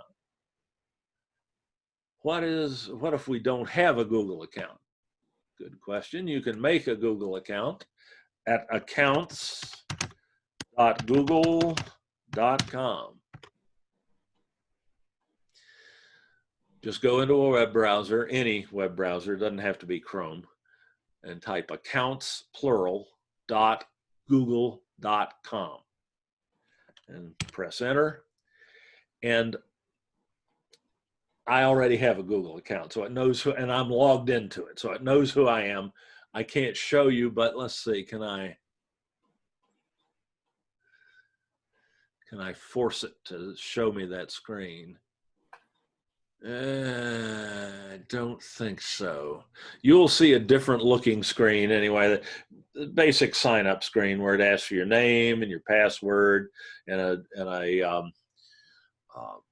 your cell phone number so it can send you a text message, or an email address so it can send you an email with so it can verify that you're a human being and not a robot, and you have to answer or type in a code or whatever, and then they'll create a Google account for you for free. I mean, anybody can have a Google account. I have several. You can have up to 5 on a single cell phone number. After that, they stop sending to that cell phone. You have to use another cell phone number. My wife's got a couple. I've used her cell phone number, but it's better to have one Google account if you can swing it, because it can get confusing otherwise. But everybody can have a Google account, and indeed it's hard to see how you get by these days without it, given YouTube and Google Docs and Gmail, so many people using Gmail and so on. And if you've signed up for a Gmail account, you already have a Google account, and it's the login to YouTube is the same as the login to Gmail, same account. I would definitely say it would, yeah. Oh, Trenton, yes, thank you, Trenton. A public setting is a great way to contribute to open educational resources. Very good. That is so true, Trenton. That's a responsible thing to do professionally, to share your stuff. And the point I was trying to make earlier is that even if it's something you don't think would ever interest anybody else, you might be wrong. And, oh, it's not good enough. Yeah, it is. Somebody will appreciate it someday. So that's a nice thing to do. You will never be, if you subscribe to someone else's YouTube channel, you will not be charged. The only thing that you might be charged for on YouTube is if you sign up for their TV service or movies. You can rent movies through YouTube, and you can get live TV streaming through YouTube. And those services, of course, cost money, but there's no doubt about it. You know, they will be asking you for a credit card and so on. That you're not going to get charged by accident if you click on a link in Google, in any Google resource.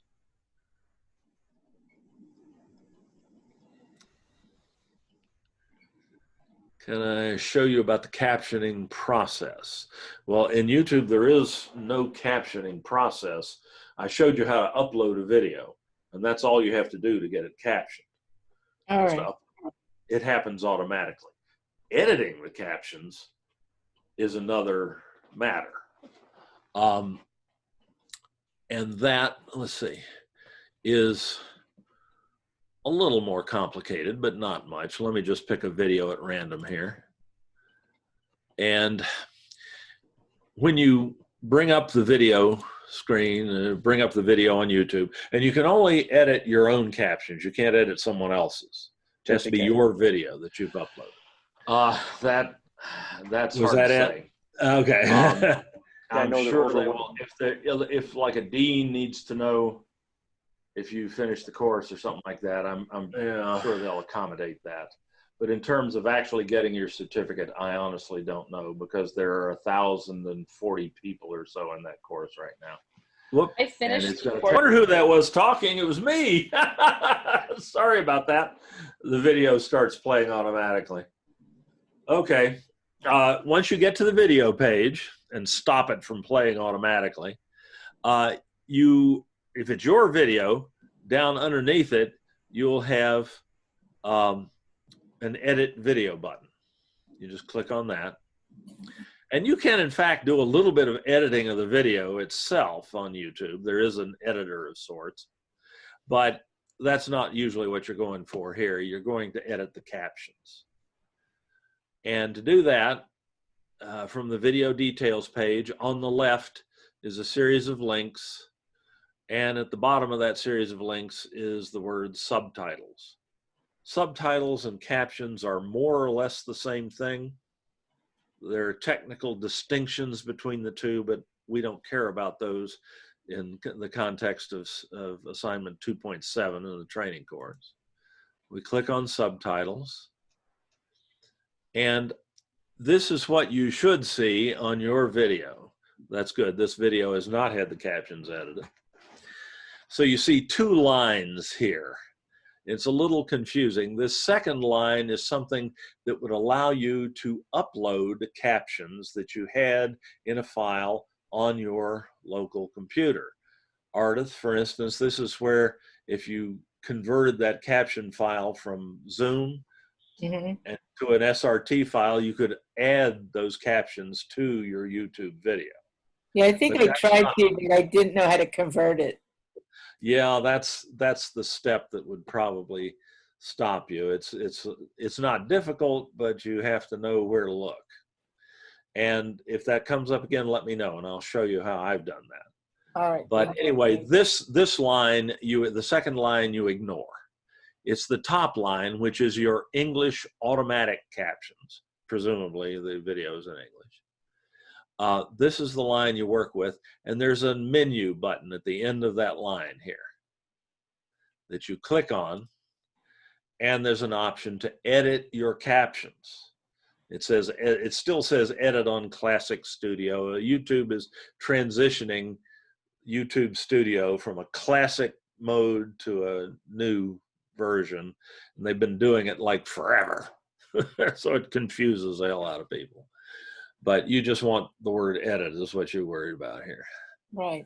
But I remember the last time you just had us paste it, copy and paste a link in there, and it just went. Well, no, this is what you always have to do to edit the captions on YouTube. Yeah, but just to download video, I don't remember doing that before. I thought you just put a link to the video from Zoom. Yes, you can do that, certainly. Well, I'm just explaining how to edit captions on YouTube. YouTube. And if you click Edit on Classic Studio, you see your video here in a preview window, playback window. And let me get back to the beginning of it there. And you see your captions over here, but they're grayed out. If you want to edit them, you click this edit button in the upper right above the video window here, and the captions show up, light up. And these are now editable. So you just start the video playing. I'm sure that, let me go back to the beginning.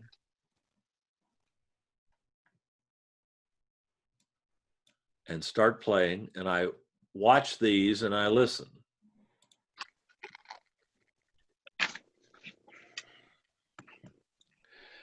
And let me go ahead and share my screen. We'll get that course.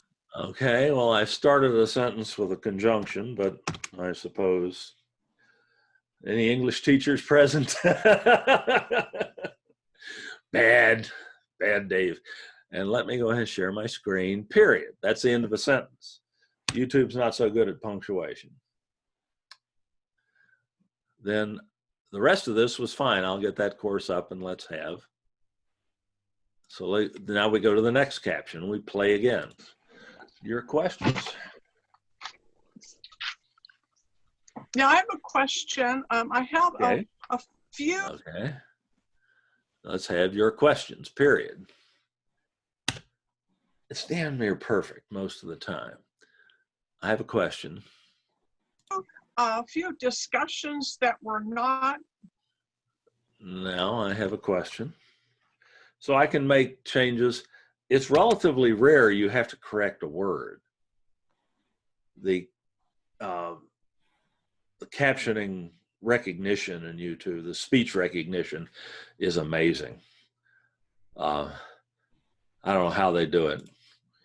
One operating theory is that they've sold their souls to the devil and that they're all going to pay for this someday, but that's just a speculation. Anyway, you just keep playing caption by caption what you hear and make any adjustments in the captions that are necessary. This is a 2-hour and 14-minute video. To do that for the entire 2-hour and 14-minute video would take a minimum of 6.5 hours. It'd probably take longer. Are you going to do that with your Zoom recordings? You're a better person than I, Gunga Din, if you do. They're good enough. But this is how, but we want to make sure that you know how to do this. And on shorter videos, it's practical and desirable because they're easier to read if they're capital letters and periods, if nothing else. And occasionally Google will miss a jargon term that's unique to your subject. And you may have to fix that. But are you going to have to edit every caption? Almost certainly not. Once you have done as much editing as you're going to, you have this button in the upper right-hand corner here that says Publish Edits. You just click that, and your captions are now saved. The corrections are saved, and you're ready to go. And you can turn them on and off, of course. By the way, a little secret. How do we know if you've edited your captions in YouTube or not? When we go in and watch your video, if we click on the little CC symbol, it tells us the language. And if I do that again, you see it just says English. If those captions had not been edited, it would say English, and in parentheses beside it, it would say auto-generated. Oh. So that's how we know whether you've edited the captions or not. We don't go through the video second by second and check when we're grading. Okay. That's part of the price of it. See, you can do things like that on a Zoom session that make it worth your students' while to attend. They might hear or see something that would enhance their grade. So even if you can't require them in a fully online course to be online in real time, you can make it a requirement that they watch the recordings, but you can't make them be online at a certain time in a fully online course. You can make it well worth their while if they can possibly be there. My favorite is to have a pop quiz periodically. That's like, what's a you name? Where do you live? Things like that, and give 5 points for it or something like that toward the final course grade. But they can only take it if they're there alive. You know, you have to be present to win. Anyway, okay.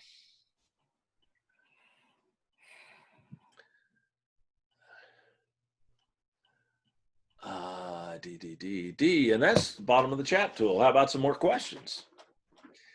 I'll take questions on anything right now. I have another question. Sorry for so many questions, but no, that's why we're here. I teach foreign language. Will I have to be worried about that the YouTube's going to do the editing incorrectly, or will it be more tedious for a foreign language teacher to do the editing on the video? Certainly captions are a huge help for foreign language, for English as a second language students, or anybody for whom English is not their native tongue, because people very often read a second language better than they decode it audibly. YouTube captions will not be perfect. They will be very good, but they won't be perfect. But it's impractical to caption hour or 2 hour long Zoom recordings. You just can't do it. So it's generally, there's no, you'll not get anybody to tell you, well, that's okay. But I will tell you that happens a lot. Those workshop archives I have on the on-demand site are not edited, yet the captions are quite good. So a video that's like a video tutorial or a welcome video or whatever, that's just a few minutes long, well, it's reasonable to expect you to edit those captions. It's not reasonable to expect you to edit something that's 2 hours long. I'm sorry, that's just not going to happen. And I'm not going to toe any party lines on that. I don't do it. So that's the real deal as far as I know, anyway. Thank you, Dave. You bet. Surveillance capitalism, somebody just put in there, ain't it true? They know what you're watching. They know what you're looking at on Amazon. Oh, God. That's another issue that we won't deal with today. Let's see.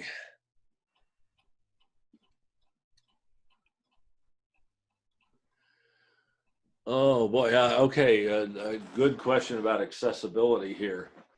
I've got some HTML simulations, which are animations with buttons. I'm not sure whether it's compliant or not. Yeah. As Trenton indicated, the W3C standards, which he put in the chat tool, are a good place to start. But especially, Brian, if you're still there, what are the simulations? You say they're in HTML. What, HTML5 or Flash or what? They're all HTML5. Okay. So I basically have a canvas. I draw pictures with code, and then there are buttons like incline, a track, and you watch something whether it moves or not.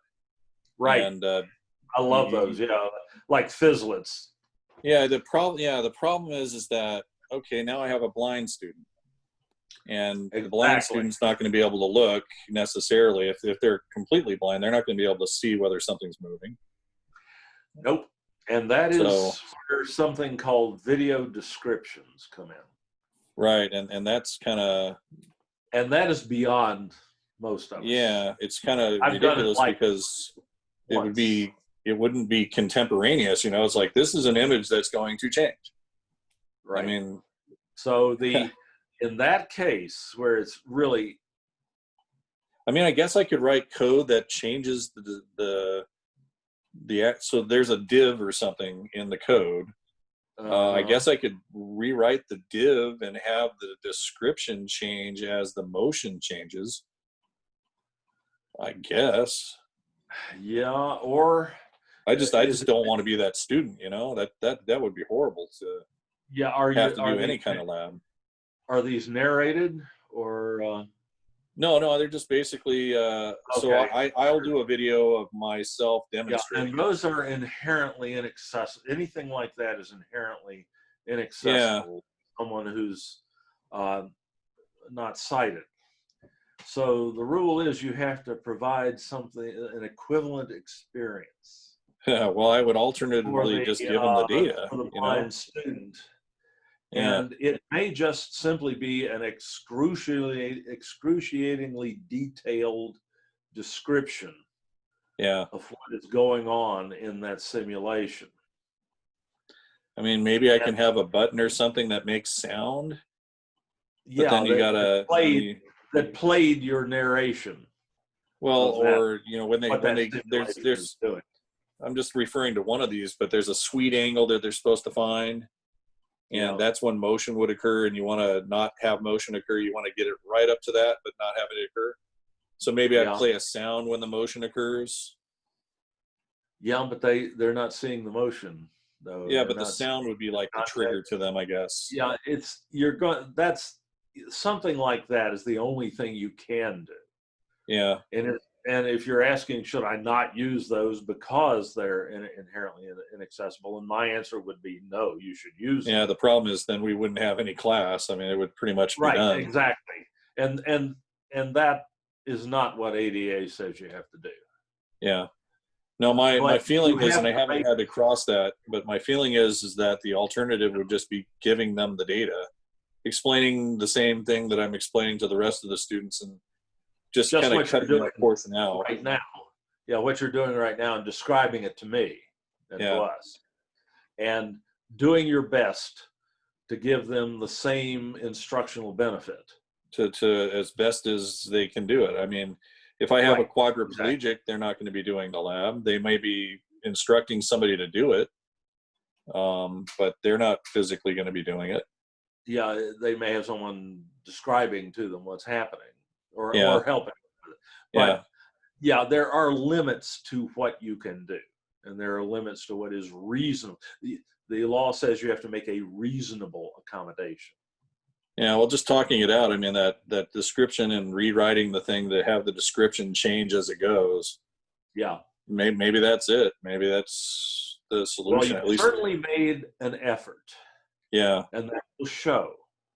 And that will be appreciated by the student. I mean, exaggerated colors, black on white, as much as I can, not be too fancy. Right, trying not to convey information by color. Yeah. Somebody's colorblind. Oh, yeah, Making it as visible as possible with high contrast settings and so on. And as you said, very high contrast colors to make it possible for somebody who has a partial vision impairment, but not complete blindness. But for the completely blind student, there's a limit to what you can do there, but you need to try. Yeah, we've never had that come up, but I'm sure within my career it's going to happen. It very well could. I think we had a partially blind student go through one of the astronomy classes. I don't know if they took the lab or not. That's another, I mean, you're telling them to look through a telescope. Good luck. I mean, that really is. You just have to give the best descriptions you can. Yeah. And that's a real challenge. Of course, they always told us that when I was back in another century, when I was lecturing to students in a classroom, they'd always tell us, well, make your descriptions when you're demonstrating something, make your descriptions as verbally rich as you can, because you don't know if somebody out there is having trouble seeing what you're doing. That's true. And so on. So you just kind of have to keep that in mind and avoid. We have to, even if we don't. Yeah, I mean, even if we don't have that blind student, we're supposed to still adhere to that. That's right, because it makes it easier for the students who are not blind to understand what you're doing. Right. That's that value-added benefit of all accessibility accommodations. They make things better for everyone. So if I had a dynamically made image, and I had an alternate text that would change as the image was changing. Right. I'm not sure. I'm not sure what they have on their end. Yeah. That would allow them to see that, or to have that communicate that to them. Well, they'd have a screen reader. Yeah. Which would be reading the alternate text. So even if I was changing it dynamically, their screen reader would dynamically go with it, or? I would think so, yeah. Or is it kind of like a one-time deal? I'm no screen reader expert, but it seems likely that, as long as the alt text is there, the screen reader should pick it up and not care about the process that generated it. Yeah, no, I'm just kind of thinking like you visit a web page, maybe the screen reader only goes through it once. but I don't know the inner workings of the screen readers. Yeah, well, they can read it a second time, certainly. Yeah. Okay. Well, fascinating discussion. Yeah, I'm gonna play around and see if I can at least do what I just said. I'd love to hear about anything you come up with. Yeah. Well, it's taking all my summertime. Yeah. It's eating up the time. You do have to, make reasonable decisions about how much time you can spend on something like that. Well, I'm spending the whole summer. I mean, if anybody can do it, I think I can. But if I can't, I don't know what we're gonna do. I'd be fascinated to see the results. Yeah. Well, I can share a couple of the links with you. Thank you. I appreciate that. I mean, I could show you what I have now. I don't know if that would help, but it is crazy. Everything's HTML5 and JavaScript.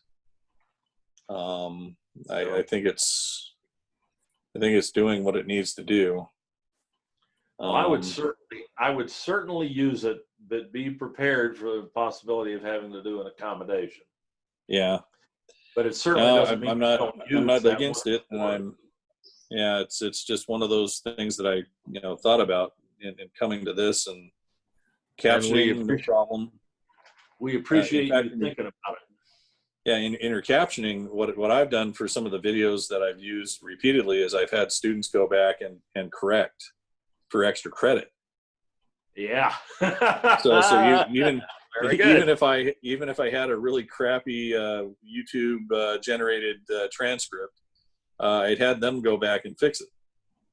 And in a lot of cases, they've helped a lot. So it's worth a few % extra on their grades. Yeah, and it gets them involved.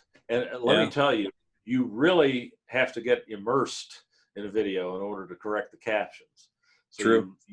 You get much deeper level of attention. Well, those students were already the A students. Of course. they were already getting an A, and the ones they didn't who need don't that extra 2%. All right. Well, thank you. I'll see you soon. All righty. And I'll shoot you an email. I'll send you a link to one of them that I have right now. I appreciate that. And let you play with it. Fascinating. Yeah. All right. Chat with you later. All righty, man. Thanks. All right. Anybody else? Any other questions? Hopefully. We're done. We seem to have gotten to the bottom of the chat tool. And thanks, right. Trenton, for that screen reader. Mm-hmm. Yes. Thank you. Yeah, thank you, Dave and Trenton. You are always welcome. It's always so great to see you all here. Right. And, I always learn something out of this too. So. Oh, all right. All right, I'm leaving. Bye. Any other questions? Nobody stuck on any other questions in the training course? Or any other that test. Well, let me know. Oh, I know. That quiz 212. 212, all right. Let's take a look. I mean, I'll give away any of the secrets. I don't care. I read all this stuff last time and I didn't really go back over it. I took the quiz again and I did worse than I did the last time, so. Well, that won't hurt you. It's a little frustrating, but it won't reduce your grade. Oh, well. Let me look at 212 and see what the issue might be. If I can explain why something might have happened. All righty, let's preview it. And all right, which question or questions were it? It's the one that has to do with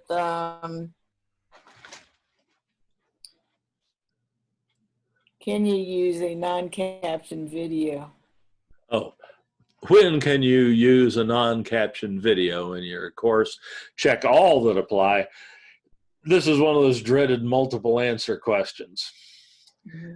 It's the best type of objective question in terms of finding out what your students know. But they will be burning you in effigy if you use a lot of them. And there'll be little dolls with nooses around their necks and things like that with your face on them. For your course, if you're an adjunct, has nothing to do with whether your video needs to be captioned, your status as a employment. For your course, if you do not have any disabled students, that is not correct. The videos have to be captioned whether or not you have disabled students, because for one thing, you might have a disabled student that you don't know about it. The other thing is the Section 508 of the Rehabilitation Act says that your videos have to be accessible proactively, just in case in the future a disabled student might need to use it. So that has nothing to do with it. For feedback to an individual student who is not hearing impaired that will never be archived after the current use. Yes, that is the circumstance when you can do that. That's what I put, and I got it wrong, half right. Half right. Well, the next one, for a spontaneous one-time use, because this is it says check all that apply. This is a multiple answer question. There can be more than one right answer. Well, I thought that one was wrong. That even if you had a password protection environment, I thought it was wrong. Well, but the critical part is the first part, a spontaneous one-time use. This is not something you're going to leave up in your course that's going to become a part of your course that other students will use later. When no students require captioning, in other words, you don't have anybody online or in the course at this moment who need captioning. Though that's a little iffy, because a student who's struggling with English might need the captions anyway, even if they can hear. Right. But you can probably, but this one is correct. All right. And the secure password protected environment assures that no one else sees it who's outside your class who might be hearing impaired, hearing impaired. So both of those are correct. Thank you. And then the regular effective contact.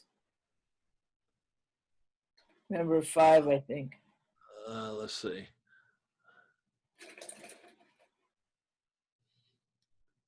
Oh, what distinguishes distance education from correspondence education? No, I got that one right. You got that one right. Let's see. Yeah. It's the one that has to do with... I think this one is pulling from a question pool. Oh, okay. So it doesn't have that question in there. It doesn't have that question in it. Let me see if I refresh this. Regular effective contact, post weekly use. I can't say that word. Synchronous tools. Am I saying that wrong? Provide timely feedback. Is that right? That's certainly one of the answers, yes. Oh, there it is. It's number 4, I think. Number 4, which is following a way to practice academic integrity. That one I got right. I'm sorry. I know that one. Okay, very good. Yeah, it's not there. That one question's not there. Regular effective contact. Let me see. Let me look and see where that's pulling those questions from. From Bank Module 2. Okay, here's Module 2 Bank. This is all the questions that might show up in that test. Wouldn't it be nice to be an instructor in this class? Instructor-initiated communication with students. Okay, there. If I show details, I'll see the answers. Yeah, that's it. All right.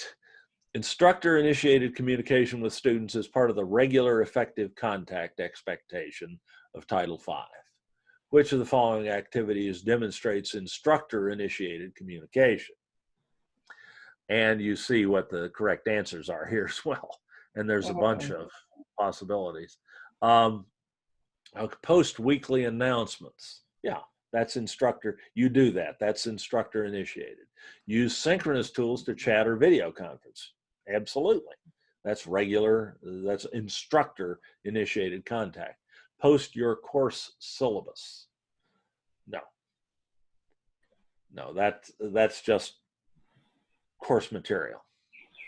That's not instructor initiated, really.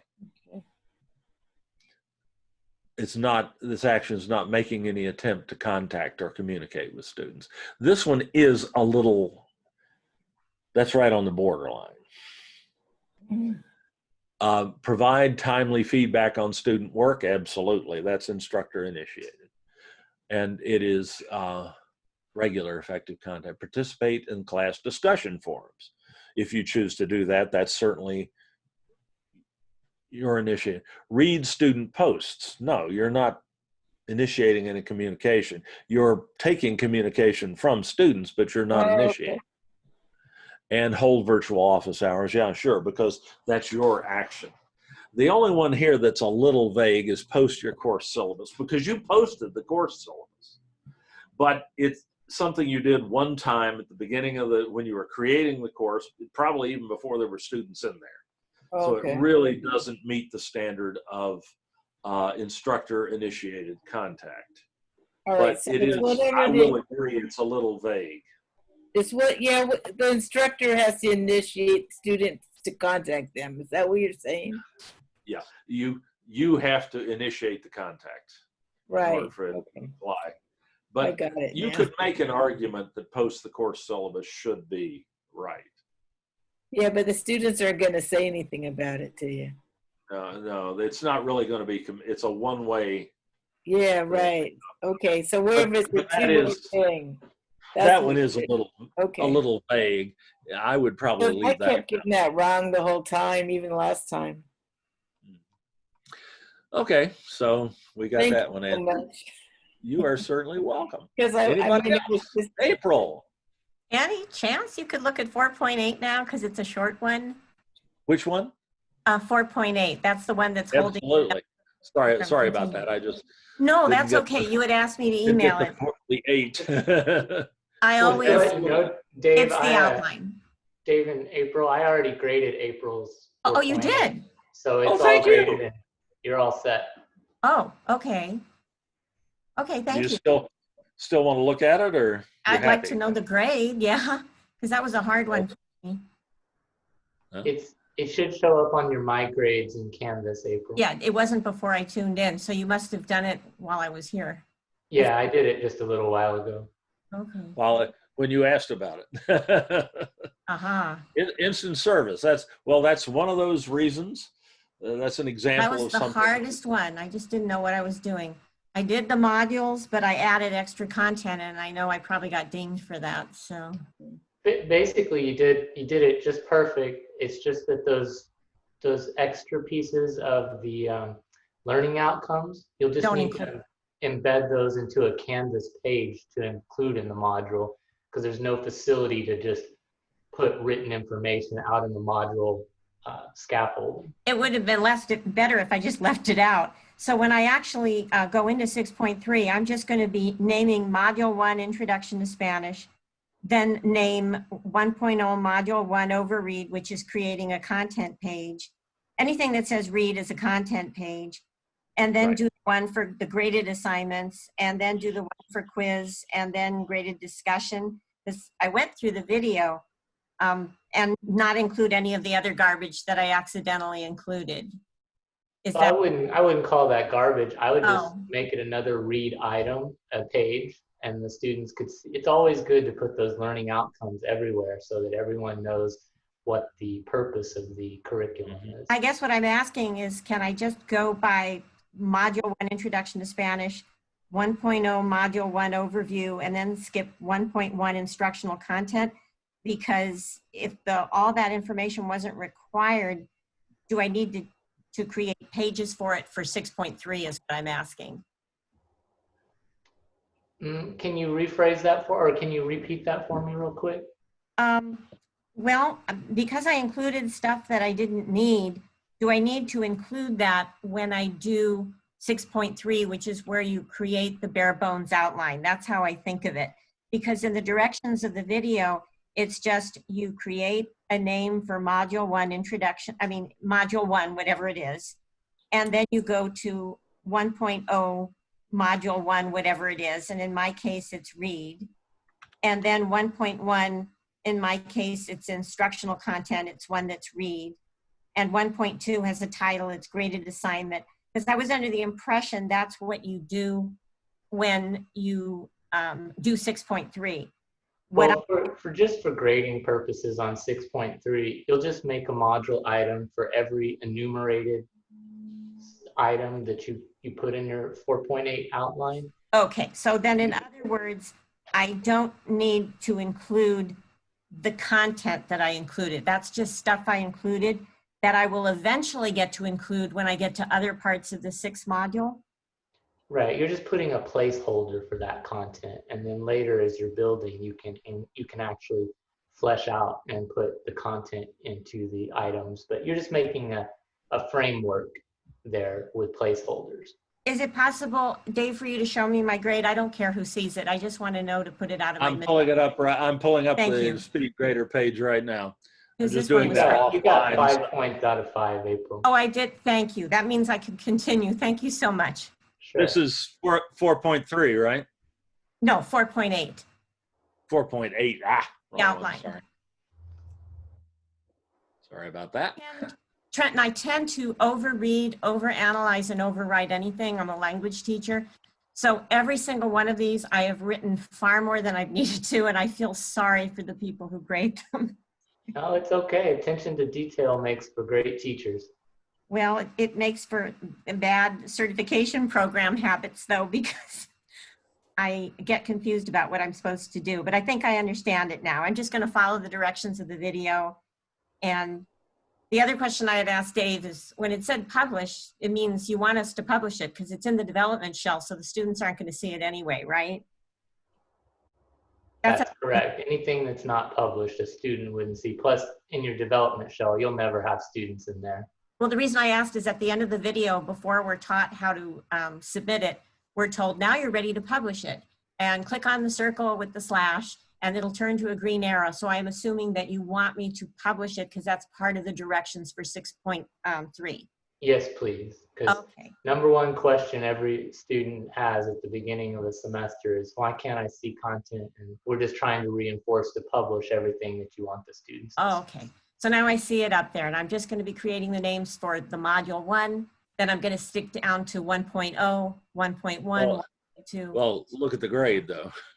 Oh, this was the hardest one. It has taken up. You only had 5 points.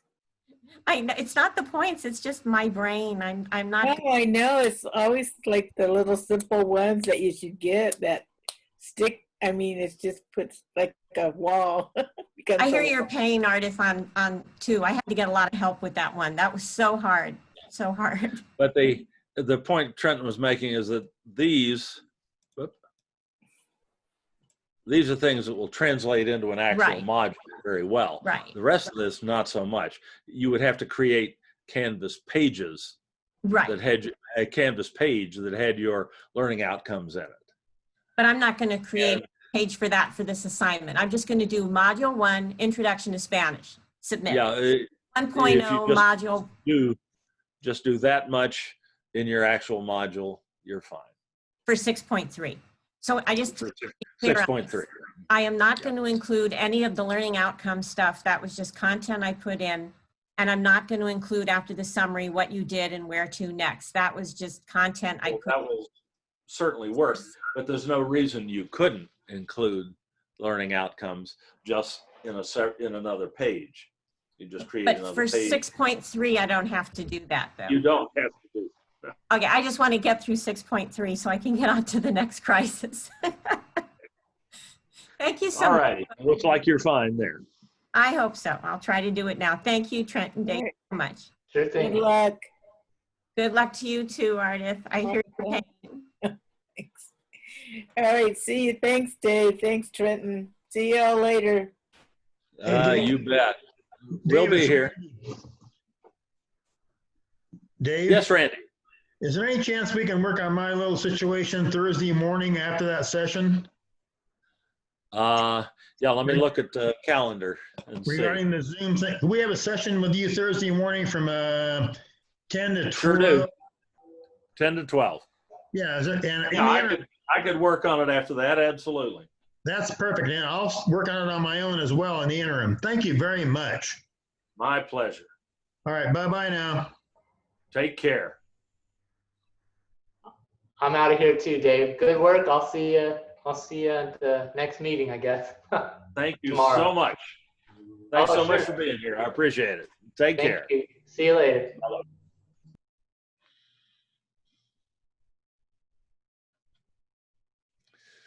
Oh, there he is.